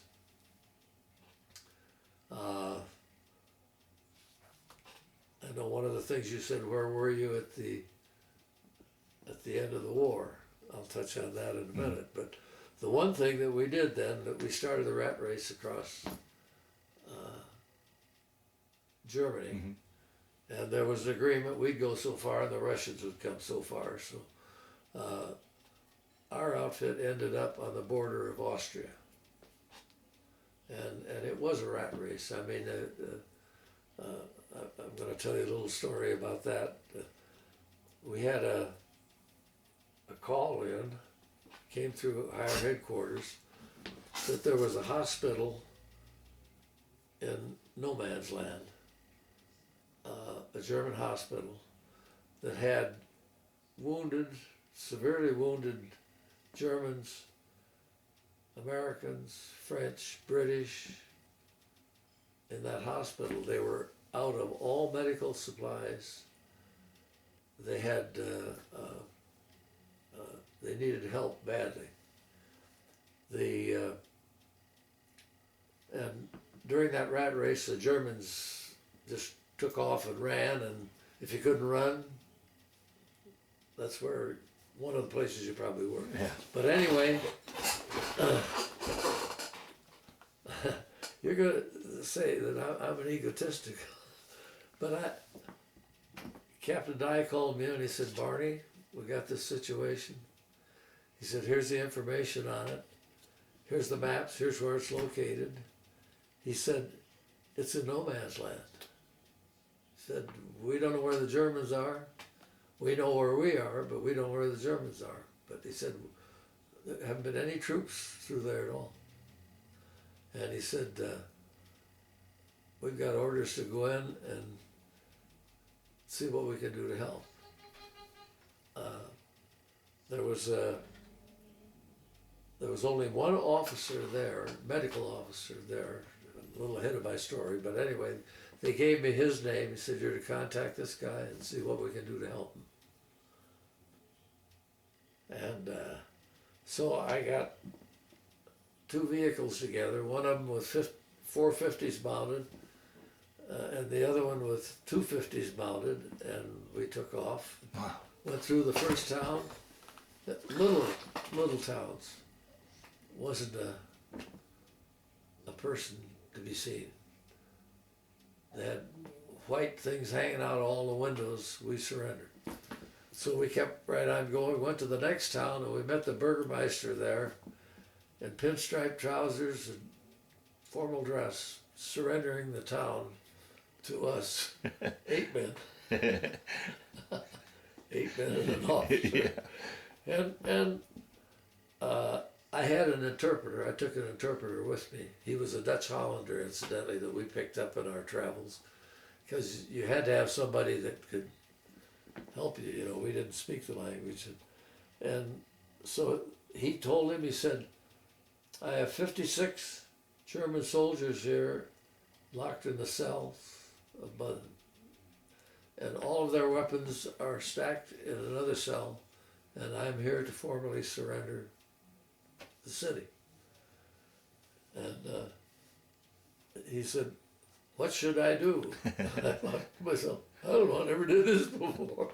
So I got on the radios and I went back to headquarters, and they said, we'll get back to you. And he came back, he said, tell him that we accept the surrender of his city, that he will be contacted to pick up all of the weapons. Tell the men to take off their hats and their shirts that identify them as German soldiers and send them home. Wow. And to be very honest with you, during that time we were so inundated with prisoners that and we knew the war was coming to an end. Yeah. It was days ahead, you know, it wasn't tomorrow. Right. But and I have to tell you, that gave me a wonderful feeling. Yeah. And then we went on to that hospital, and I say in here, it's the most inhuman thing I think I ever saw in my life. And I mentioned to you that all armies were there. They had beds full of people. Most of the people there were severely wounded. I mean, legs gone, arms gone, shot up badly, lying in a bed, probably dying. And this German major, when I met him, he said to me, my God, he said, I'm glad you're here. We've been abandoned. He said, and he spoke perfect English. I'll hit on that in a minute. And I said, well, I'm here to give you anything you need. I said, I don't have it here, but I have it down the road, a mile and a half. Oh, that was wrong. Probably an hour and a half. Anyway, but I said, I'm amazed you speak such good English. He said, I studied medicine at the University of California. You know, small world. Yeah. But anyway, we brought ambulances in, and we picked up our people, Americans, British, French people. We took them back if they were ambulatory, Now, when I say ambulatory, I mean they Yeah. could be moved. Right. And we took him back with us. We left guys there with him, and we took him back with us, and he got medicine from the quartermaster there and everything he needed to take care of his people. And but that was one of the. I saw a lot of sad things, you know. Yeah. A lot of war is hell. But that was the saddest thing I think I ever saw. Mm. And it tells you a little bit about the German military. Right. You know, they just abandoned him. Wow. Yeah. Mm. Yeah. Before you continue on with your story, describe. So you pretty much followed the front all the way to the end of the war. Can you describe to those that will watch us what you were seeing physically as far as the destruction and damage, and did you have much interaction with civilians as you moved along, and what was that like? Yeah. One community we went into, the Germans had captured civilians and put them in labor camps, mostly French, some English, and these people lived in tents, and they were working in the coal mines and whatever, you know, at the point of a gun, of course, and we'd run into those people, and they called them displaced persons, and we'd try to convince these people, you know, we're here now, please stay where you are, because God, they'd get out on the roads and head home, you know. And sometimes there'd be columns of people, you couldn't drive your artillery down the road. Wow. So it was a problem. But the other thing you ran into was German families that stayed behind. And boy, the stories they would tell you were something else, you know. And they loved you to death. We went into, just before we went to the Rhine River that I talked about, we set up in a little town that had just been blown apart. And there were, when we went in there were very few people. Didn't see anybody. They were probably in the cellars or wherever, you know, because God knows what they were told. Yeah. About what was going to happen to them. And here's where I told you about Father Himmelgard.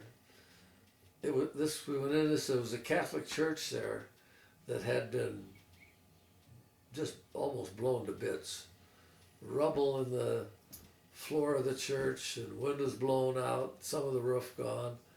And so we went in, and his being able to speak German was great. Mm-hmm. And he ran on into the old guy who was the sexton that rang the church bell on Sundays and so forth, and talked to him.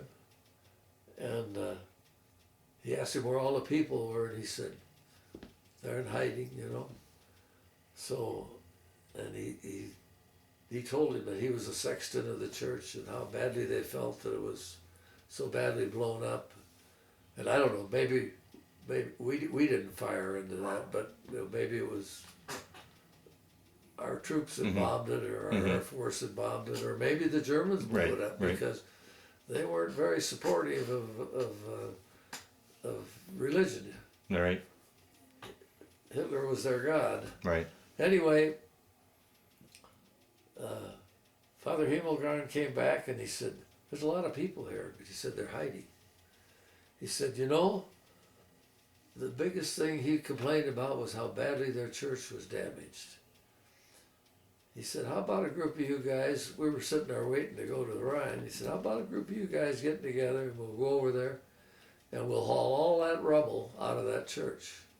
Bring the trucks up here and I mean, the guys pitched in, and we were there on a Sunday, and Father Himmelgarn said Mass. And the people came. Wow. I couldn't believe how these people came out of wherever they'd been to go to that mass. And he being able to give them a sermon in German. Wow. And what he talked to them, you know, hey, we're here to help you people, you know. So,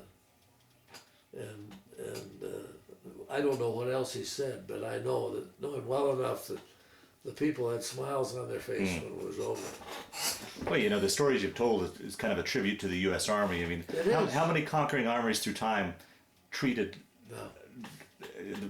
the people like that in the way that you talked about the hospital and telling those soldiers to take off their clothes and just go home and fixing it? I mean, how many conquering armies ever did that through time, you know? Yeah. You know, another story I got to tell about the Padre now. I don't even remember where the heck we were, but he came in. He had a Jeep, and everybody had something on the front of their Jeep, you know, a name or something.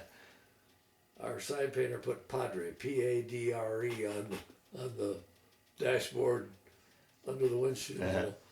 And anyway, he came, and he had a guy assigned to him, but neither of them carried a weapon. I mean, there was no weapons whatsoever. Right. So he came into the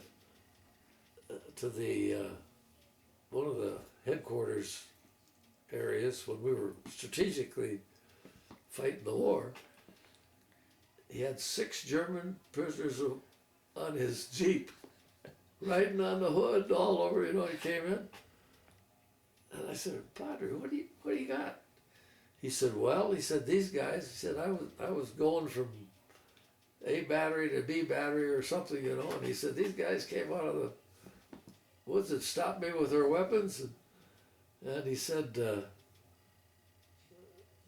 I was a little concerned. So he said, in German, he said, I talked to him. He said, I told him this wasn't God's way at all to solve problems in the world. And he talked them into putting their weapons down and surrendering. And he told him, he said, "You come with me and I'll see that you are well cared for. The Americans will not harm you if you surrender and come in." He was God sent. Yeah, right. Yeah. Yeah. Yeah. But anyway, where are we now? Well, after you more or less liberated that hospital, and then take it from there. And we were kind of on what we call the rat race, and moving every day, and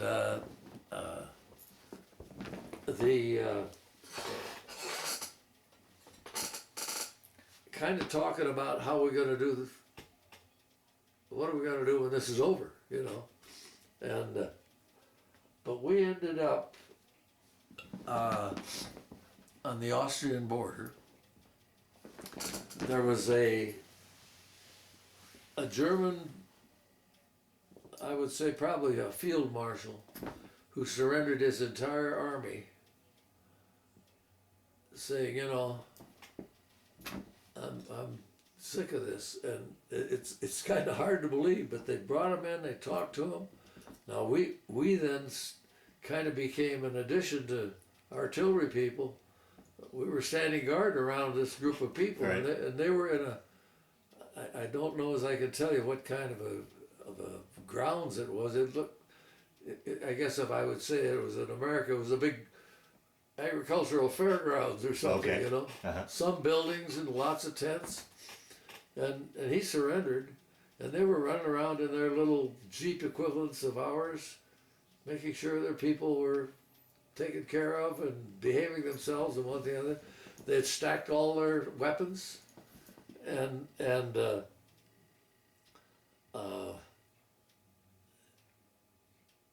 that kind of went down in the history books as one of the first surrenders of the end of the war. At that same time, they selected a group of officers to go to Paris, to the University of Paris for a week, and talk about organization of occupation of Germany.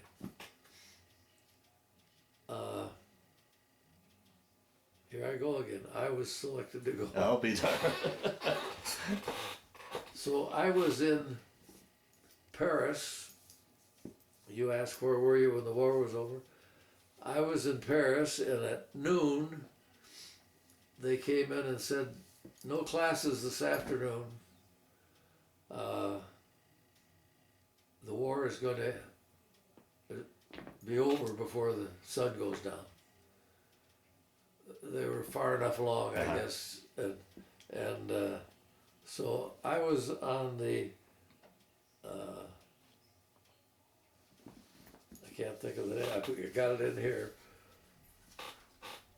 Place de la Concorde, when they announced that the war was over in Europe, that the Germans had surrendered. That town went nuts. Wow. That town went nuts, dancing in the streets and just, it was quite a thing. So anyway, and I went back to,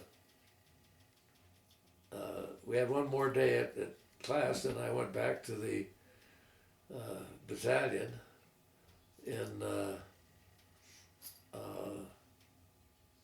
on the border of Austria, and a month later we were on our way back to Le Havre. We got orders that we were going to the Pacific. Oh, is that right? Oh boy. But we never made it. Yeah.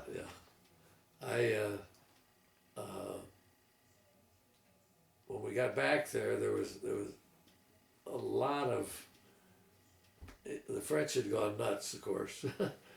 And there always had been a certain amount of black market, which the French and unfortunately some of our good military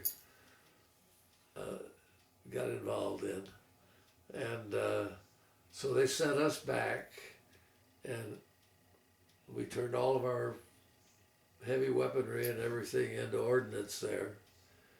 And we became security police. And we had a guard on every ship that came in, a guard on the gangplanks, and we had all the warehouses guarded. We were 800 and some men, but and we could pretty well cover that up, and we had some fantastic experiences.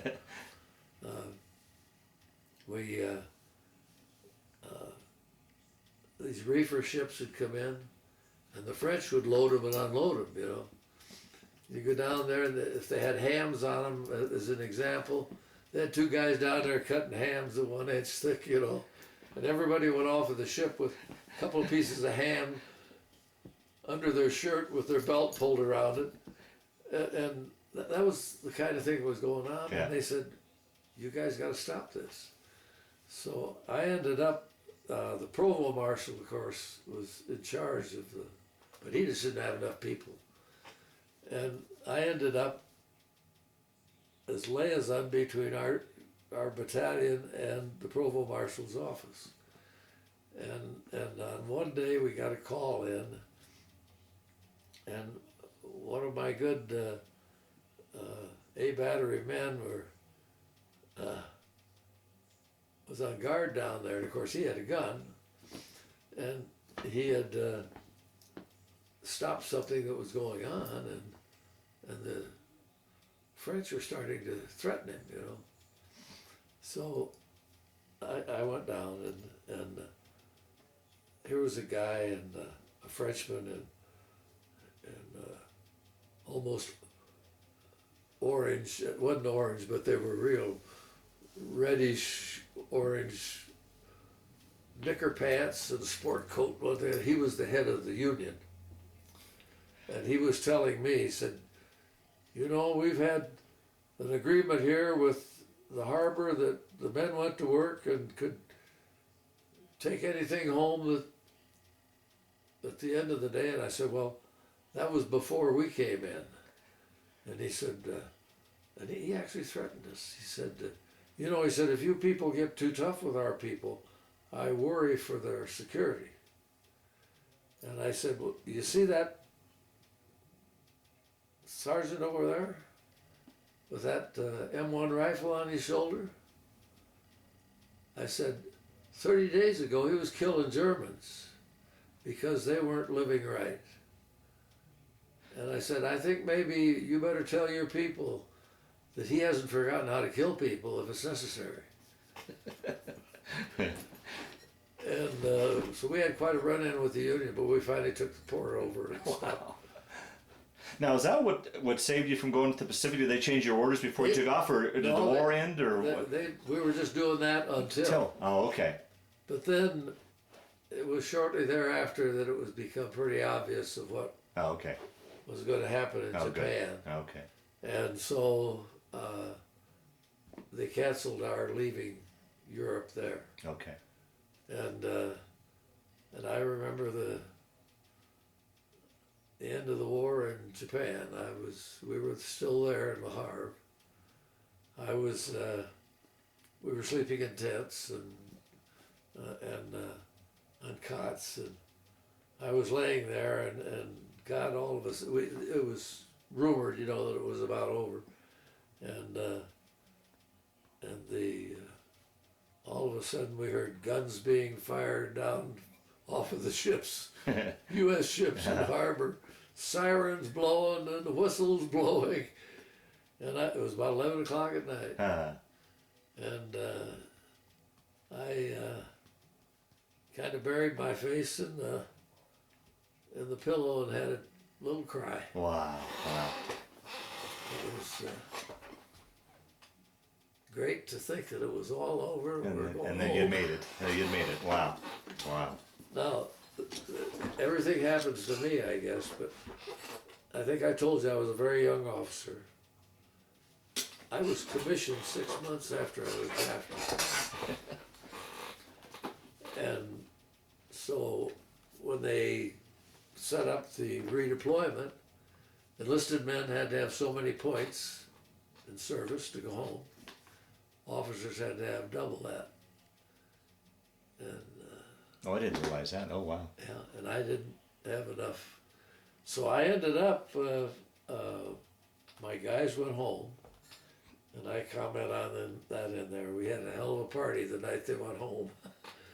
And I was transferred up to what they called a labor supervision division. We had 70,000 POWs in Le Havre that actually did every bit of physical work that had to be done in that port. They lived in compounds that were guarded with towers with American soldiers. Their officers ran their operations. I mean, the kitchens, everything about their life, their officers were there and ran them just like we ran ours. Mm-hmm. Every day they would get in a formation, and their officers or non-coms would march them to their place of work with 2 American soldiers walking along with M1 rifles on their shoulders. And they actually ran the Port of Le Havre. When a ship came in, it'd have to be cleaned, and because when a ship came in, it was bringing in replacements and taking the other guys home. And they worked in the area where automobiles, the military automobiles and guns and one thing or other were brought in and were destroyed, put on barges and taken out and dumped in the Atlantic Ocean. And we were saying we don't want this stuff getting in the hands of a little Hitler. And but the office, I became adjutant of this operation. It was my superior was a full colonel, and we redeployed them home. Also, the prisoners, so many a month. I had in my office about I had a master sergeant that worked under me, and he and I and the colonel were the only 3 Americans. The people that were doing the paperwork and one thing and another were German soldiers. Huh, I'll be darned. Yeah. Huh. And it's surprising how many of those people, as I've said so often, were in that war just for the same reason I was in the war. Right. They were drafted. Right. And they had a tougher draft program than we had, because there was an SS man behind them, and you either fought the war or you got shot. Right. Yeah. But that was and I was there for in that job for almost a year. Is that right? Yeah, and I had because incidentally, it got to the point where there was such a shortage of officers that they were declaring certain MOS numbers as critical. You couldn't get out. Mine turned out to be one of them. And now I'll tell you the story about how I got home. Shortly after that, Chainer Base, which was Eisenhower's headquarters, put out an order that said that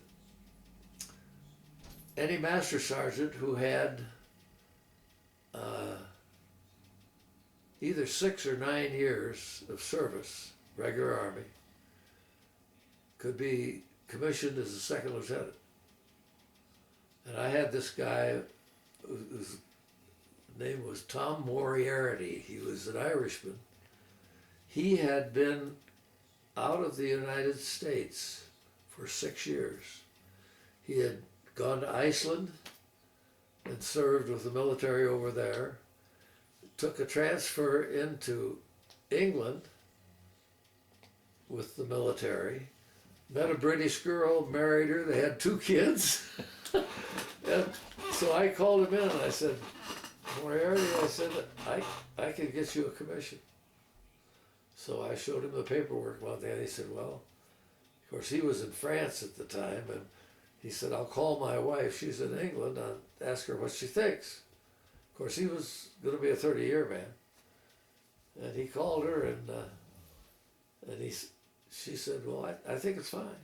So I put his paperwork through, being the adjutant of this headquarters with a colonel's signature. And in 30 days, we got his papers back, and he was authorized to be sworn in as a second lieutenant. And on a Saturday morning, he stood in front of my desk, and I swore him in as a second lieutenant. 2 weeks later, I was home. Wow. Because he had always worked in the adjutant's office someplace. And to be honest with you, he knew the job as good or better than I did. Right. Yeah. Right. So anyway,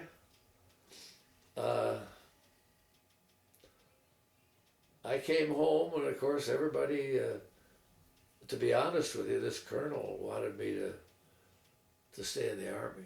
Oh, I'll bet. Yeah. And I told him, no, I just wasn't interested in that. And there was a slang that was used, I wanted to be a PFC. I don't know if you've ever heard that or not, but that didn't stand for Private First Class. He was poor fucking civilian. In Army talk. Yeah, right, yeah. Maybe you shouldn't have that. But anyway, so I came home. Dottie met me at Camp Atterbury in Indiana. She was living in Dayton, Ohio, and she had been working in the purchasing department of Aero Products division of General Motors during the war. Had a good job. When I was overseas, I took $10 of my pay, put the rest of it in the bank. She lived with her parents. Her father was with the U.S. Engineers at Wright-Patterson Air Force Base. She put most of her money in the bank, and we had a nice nest egg to start out with. Nest egg to start out with, and that's how we got into business. I'll be darned. Wow. Along with the GI Bill. Yeah.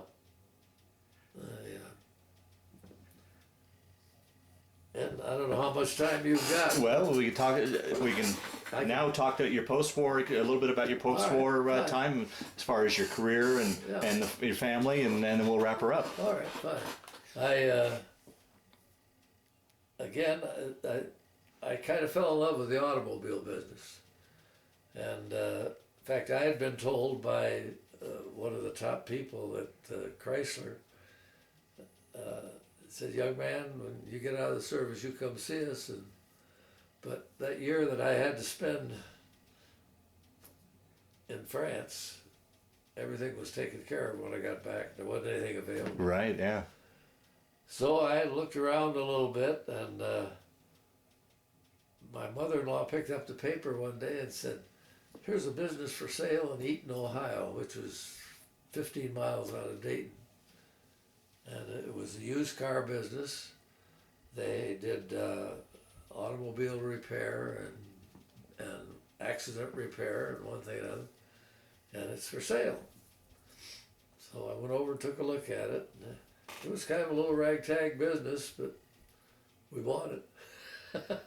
And I had a buddy that was in the military with me, and he was visiting out there. He hadn't found anything to do, so he went in with me.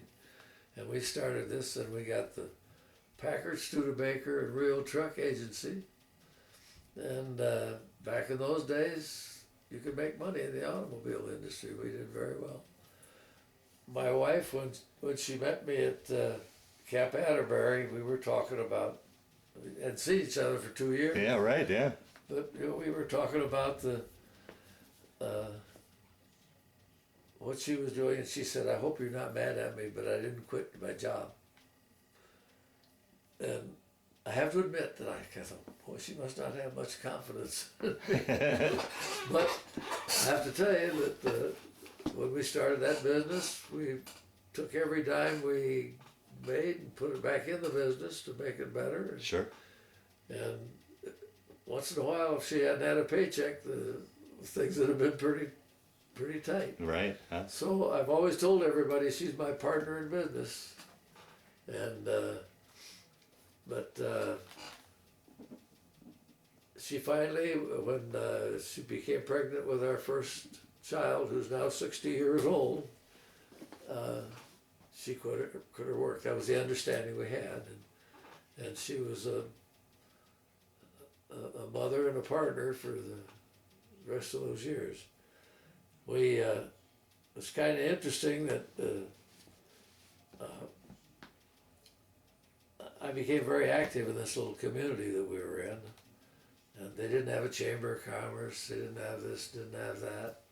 I finally ended up running for council, and I spent 4 years on the city council, Wow. waking the town up. They had virtually no industry in town. Kid graduated from high school, he had to go someplace else to get a job. And so I became kind of active in that. And the thing that got me active in that, I had a friend who had a small manufacturing company in that same town. He had 15 employees. It grew up as a war baby. He was older than I. He said he had some problems because when he started the company, he had financial people advise him how he should do this and do that. And he ended up at the end of the war, and the government said, you owe us a lot of tax money. And because he bought new equipment with the idea that it was war equipment, it was for the war, you could write it off in 5 years. But at the end of the war, they said, no, you couldn't do that. You have to write it off 15 years. So anyway, Horace went with his banker down to Cincinnati to meet with the people, and they finally got an agreement he could buy it off for 50%. He came home that night, and had dinner, went in and sat down in the chair, read the paper, and died. Is that right? And so, we're saying, boy, that's 15 jobs in this town, And it had a good reputation. It had been featured on the cover of McGraw-Hill publication, American Machinist, as being an outstanding company and one thing and another. So three of us got together and bought it. We had to do a little negotiating because the government came back and said, we made an agreement with Mr. Justice to buy it off at 50%. That don't count now. And they tried to liquidate the business to get the money, and we stepped in and said, we want this business in town. So anyway, we got it, and I still had the automobile business, but I had the partner who was running it. And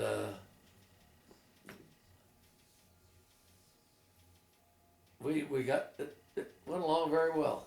I had a lot to learn about. I'd never been in the manufacturing business in my life, but what I used to, it was a one-man show, you know.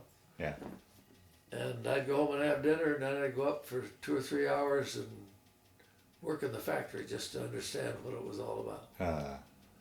But anyway, of course, Korea came along, and my partner had stayed in the reserves. They hauled him back into the military.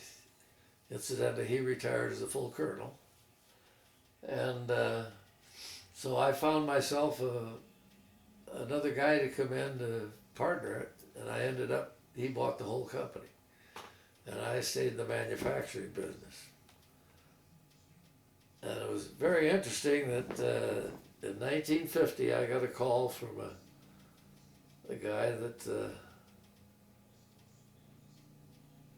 I went into business with, the company that he was actually vice president of. And he called me on the phone. He said, you know, he said, we're in Cleveland, Ohio. He said, we came out of World War II. And the only customer we had was the military, because they made hydraulics that went into everything that was hydraulic. This guy was quite an inventive genius that started the company. He died on the first day of January 1945, shoveling snow in his driveway in Cleveland. He'd been very successful. They had 5,000 employees, but it was all government, and the war was still on. Mm-hmm. And so when the war was over, the banker called his widow in, and they said, Mrs. Parker, Art left you $1 million life insurance. And he said, your company is losing money. And he said, you probably got 9 months to a year and you'll be bankrupt. He said, we suggest that you just close the company down and take that $1 million, which in 1946 was a lot of money. Sure. And live a good life. She'd been active in the company. She was the second employee he hired in the company. She was the secretary. And he ended up marrying her later. And she was about 20 years his junior. And she said, no, Arthur wouldn't like that. And she had the guts to take it from where it was, but they just couldn't make it in Cleveland. And so this guy, I got a telephone call. I was sitting there in my office about 5 o'clock. I got a telephone call, and he said, I'm Bob Cornell. I'm vice president of Parker Appliance Company. And he said, I've read a lot about your company. And he said, I'm over here looking at another company 50 miles away. I'd like to come over and talk to you. We'll make a long story short. They ended up, we entered into an agreement. They took a 6-month option, and I started manufacturing their product down there, and proved to them that we were we had very modern equipment. I could make a product on the equipment that I had there, sell it to them at 20% profit, cheaper than they could make it in Cleveland. Wow. And so, to make a long story short, they bought our company in December of 1950. And I always tell everybody I went along as only a liability they couldn't liquidate, because I retired 40 years later as vice president of their international operation. Wow. And today, that company is the leader in hydraulics in the world. We're in 46 countries around the world. And before the recession, we were employing 67,000 people. Wow. And in 1973 or 4, they had some operations going in Europe, and they were losing money. And Bob Cornell, who was the guy, he said, "Barney, I'd like you to go over there for a couple of weeks and just look and tell me what the hell's wrong." So I came back and told him, I said, "We're not running the company like we run our operations in the United States." I said, "We're in 9 countries over there, and they're running it like they're 9 different companies, and they're not, they're one company." So anyway, we struggled along for another year, and Bob stepped up to be chairman of the board, and the founder's oldest son, who was an outstanding young businessman, had worked in his dad's foundry right on up to being a division manager, and they made him president. And I had worked with Pat in the days when they bought our little company down in Dayton, Ohio, or Eaton, Ohio. And he said, Pat said to me, "Barney," he said, "I know you went over there for Bob, but go over again and come back and we'll sit down and talk about it." So I told him, I said, "You're going to have to send one of our top people over there to make that one corporation. You got to run it in each country as a corporation, but one country's making this product, one's making that, one's making something else, and all they're doing is selling it in the country where they make it, So anyway, make a long story short, I kept telling him what ought to be done. And I said, "You got to take some of your top people to do it." And he said, "Well, who do you think would do it?" I said, "I think it'd be a great challenge." So Dottie and I moved to Europe. Wow. And when I went there, I was not a very welcome person, Sure. We had to make a lot of change. But after 1 year, we were making money. Not a lot, but we weren't losing money. And 3 years later, we were going gangbusters. And when I went back after the first year to the board of directors, and I said, "Well, here's what we've done, and here's where we're going from here, because we know we're on the right track." And one of the men on the board of directors said, "Well, Barney, how you made so much change over there. How do the people feel about it?" I said, "Well, if I had to be elected to keep my job, I'd lose." 3 years later, I was a hero.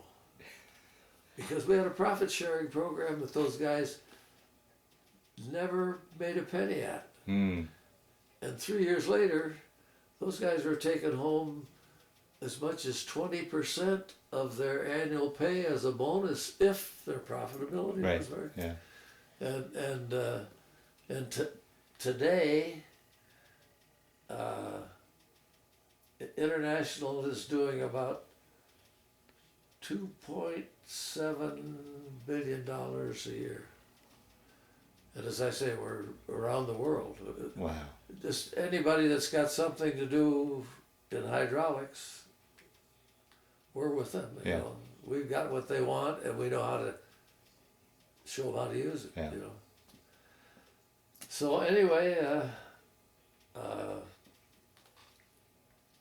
and I came back after 5 years over there, and then we organized everything outside of North America under of management, and I took that over. And so I did a lot of world travel. Many years I was out of the country more than I was in it. And my dear wife was supportive of it. I mean, she... Yeah. Yeah. So you had mentioned that you had your first children. Talk a little bit. How many children do you have, and grandchildren, great-children? Yeah, we have 3 children. Judy is our oldest and is 60 years old now, and she has 2 grandchildren, which are our great-grandchildren. And David is the next one, and David is a architectural construction engineer. He's with a company that makes modular buildings. I mean, they build them 1-story to 4-story, and he's done very well with that. It was a General Electric company when he went with them, but and one of their most profitable operations. But for some reason, I guess. Who's the new president there now? I can't think of his name anyway. When he came in, he didn't like the business, so he spun it off. Jack Welch was the guy that made GE what it is. Right, And I can't think of this guy's name now, but he's making GE what it ain't. It's terrible. Yeah. But anyway, so they spun this off to a company, and Dave went with them, and they weren't doing well. And he was in California at that time and running operations there. And he's, when they had the big floods and one thing and another in New Orleans, they went over there and they were godsent. You know, they could move in buildings that had medical equipment in them and one thing and another, and so he was down there for some time, still headquartered in California, and finally the company that bought them said, look, this whole area needs better management. So he's in San Antonio now, and they're putting up $15-20 million buildings left, right, and center down in Texas, and in that area is really flourishing. So anyway, and my youngest is. Does David have any children? Oh yeah, I'm sorry. He has a boy and a girl, and he has 2 grandchildren. So we have 4 great grandchildren, and his daughter is being married the 12th of June, and we're going down there for the wedding. Okay. His son is the one that has the 2 boys down there. His son is down there with him, and but anyway, they're doing very nicely. And Mike, the baby of the family, is now 54 years old. He's a vice president of Merrill Lynch in the Detroit area. He said, which is not the place to be vice president of Merrill Lynch anymore. Yeah, right, yeah. He said, it's really sick. Oh. Yeah. He's been with them 32 years. Kind of interesting how he got that job. He was in his senior year at Michigan State, and these companies that come and interview graduates, it's quite a project. And there was a professor there that Mike was pretty close to in the marketing business or school, and he said he was looking for somebody to meet with those people because he wanted to write a book on how to maybe better run that type of activity in universities. And he said, I need somebody to sit in on these interviews and make some notes and help me put this book together. So Mike said, well, he thought that would be an interesting project because he was in marketing. So he was sitting there, and there was somebody was supposed to come in and interview with Merrill Lynch, and the one of the vice presidents of Merrill Lynch was there, and the guy didn't show up. So Mike and the guy sat there and talked, you know, and Mike was telling him what.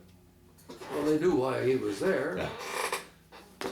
2 weeks later, he got a letter from New York saying, "Come in for your second interview."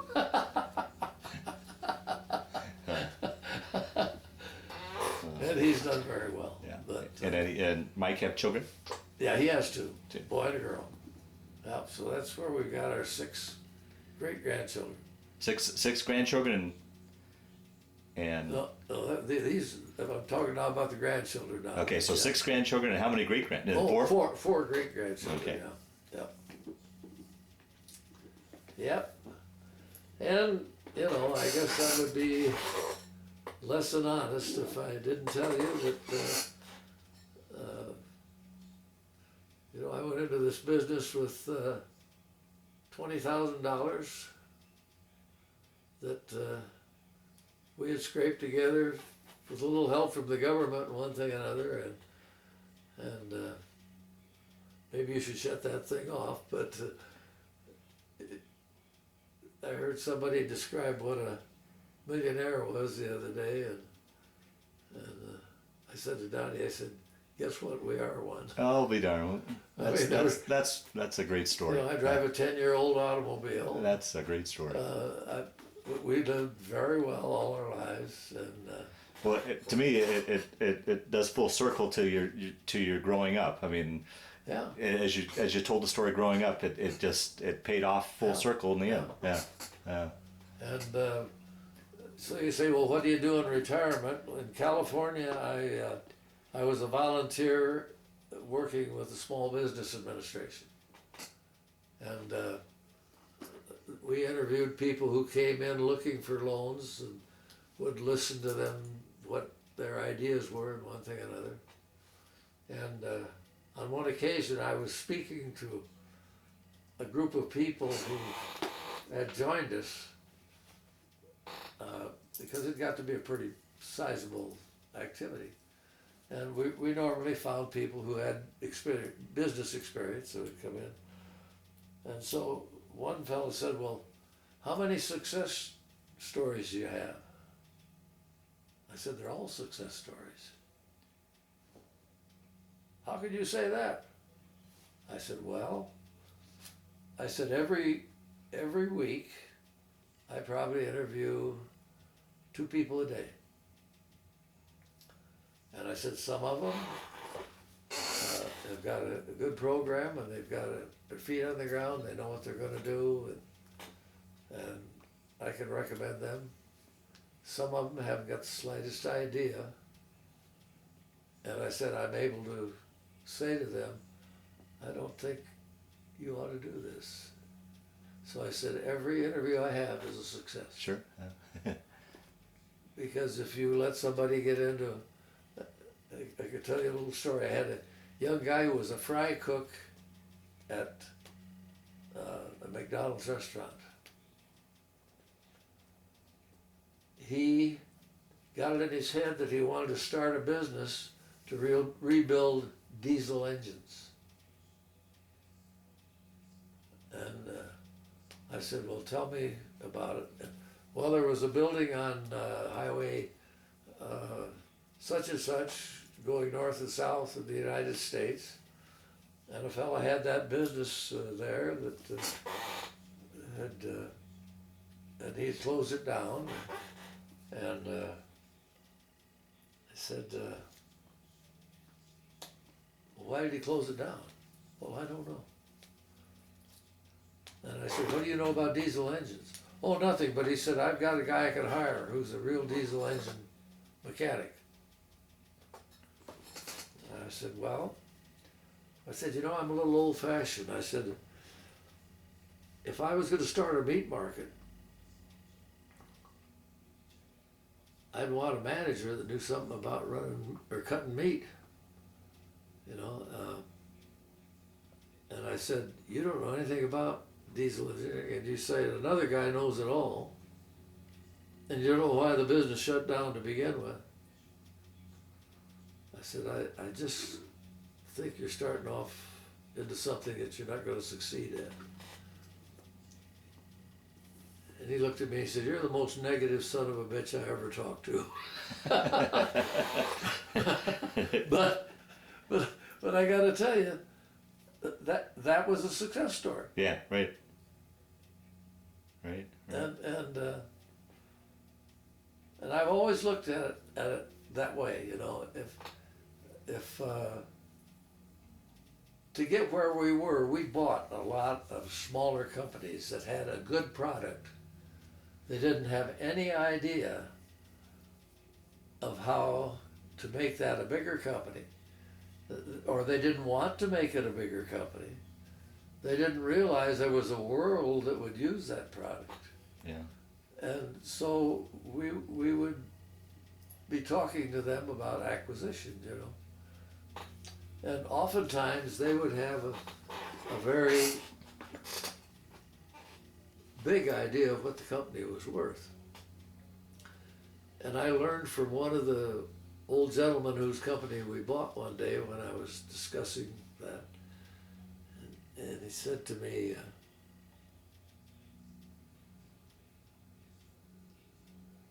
well, what do you think this company's worth? And I said, well, you tell me, what do you think it's worth? He said, it has to be a price that's good for me and good for you. God, I used that a lot. Yeah. When I was out negotiating for something, you know. And it was surprising how many companies, when we got doing it big time, people would sit around saying, you know, well, this company's worth $100 million. And I'd say, well, that's something that you and I are going to have to look at real close. And I had a financial man on my staff who incidentally had been with Singer Sewing Machine. You might say, Singer Sewing Machine. Yeah. They had the reputation of being the most successful international company in the world because they were in every country in the world. And Mark and I he was an Englishman incidentally, Mark and I would go in and take a look at a company and look at their books, look at their inventories, look at their sales activity on that inventory, one thing and another, and we'd come up with a fair price. It was good for both of us, but it was never what the guy originally asked for. Yeah. You know? Yeah. And it, we did a lot of that. I mean, and I'll be honest with you, I didn't have all of the knowledge for every discipline in business. But when I retired, Bob Cornell, who you heard of before, Bob had been retired many years, but he was at my retirement party. And everybody was getting up saying funny things and good things and so forth at your retirement. So Bob got up and he said, there's one thing a lot of you young people who are here tonight should think about. Barney Barn always hired good people. Wow. And, you know, as I say, I didn't know anything about international finance. Yeah, right. But I found a man who did. Right. And that's very important. Absolutely. Very important. Yeah. Well, Barney, we'll start to wind down this interview. One question I always like to ask towards the end of the interview is, how did your war experience affect your life, change your life, play a role in your life? Or was it just simply just a chapter of your life that you went through? How would you answer that? No, I think if anything, if you kind of follow me, I really didn't supervise anything before I went in the military. And but I always look back at my history, and I had, as a young man, I had a lot of people that I learned a lot from. And they always treated me not as their equal, but they treated me as a person. Mm-hmm. And I took that into the Army. I was a young guy. I'd had a lot of help in my life. And anytime somebody showed that they were in a little bit of trouble, personally with the not behaving themselves and one thing and another, I know that there was a book that was the military law and how you would handle that.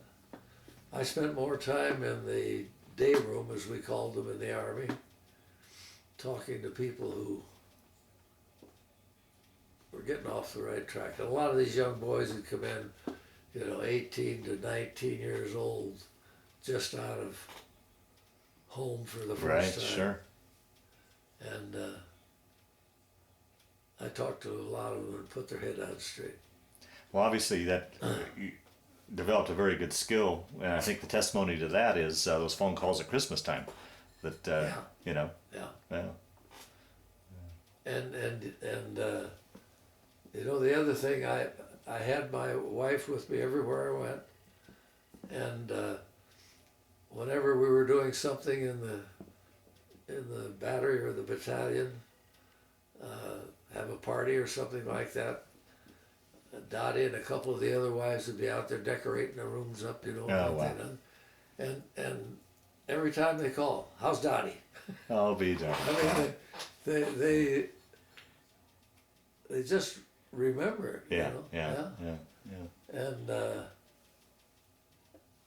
I think we're in a society today where unions have done their thing, but they're overdoing it now. And I don't know any other way to put it. Yeah. Right. Yeah. Okay. I guess you might be interested in knowing that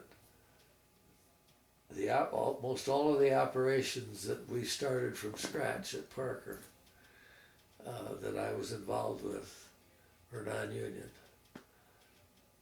and remain non-union.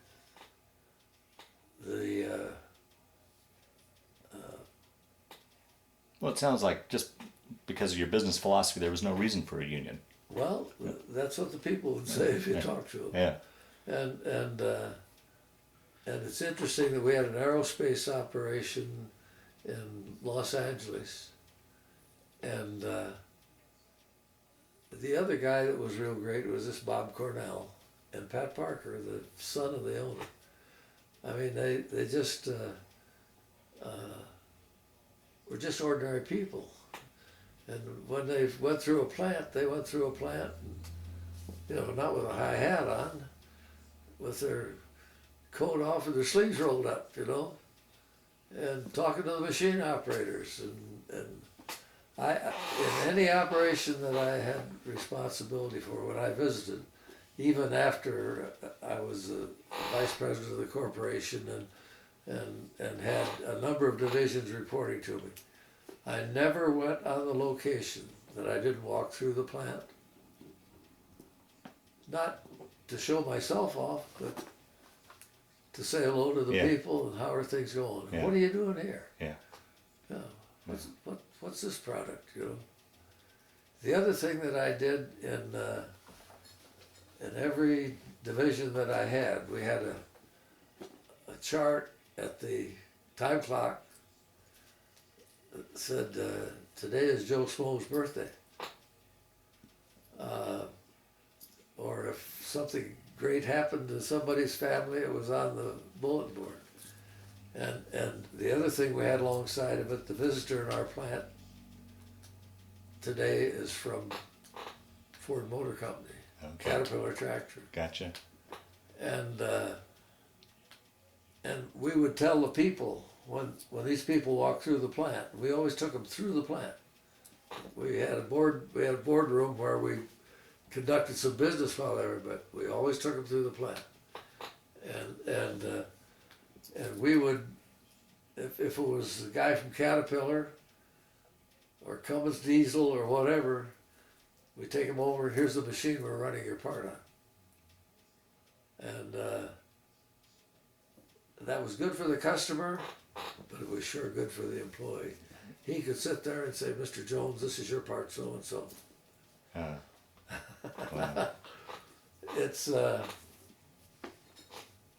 It's something that's totally lost in business today. Yeah. Yeah. I would have to say, selfishly, but I don't think in our company. Is that right? Yeah. Yeah. Okay. Well, Barney, I want to thank you for sitting down to tell a wonderful story today, but more importantly, I want to thank you for your service to our country. Well, thank you.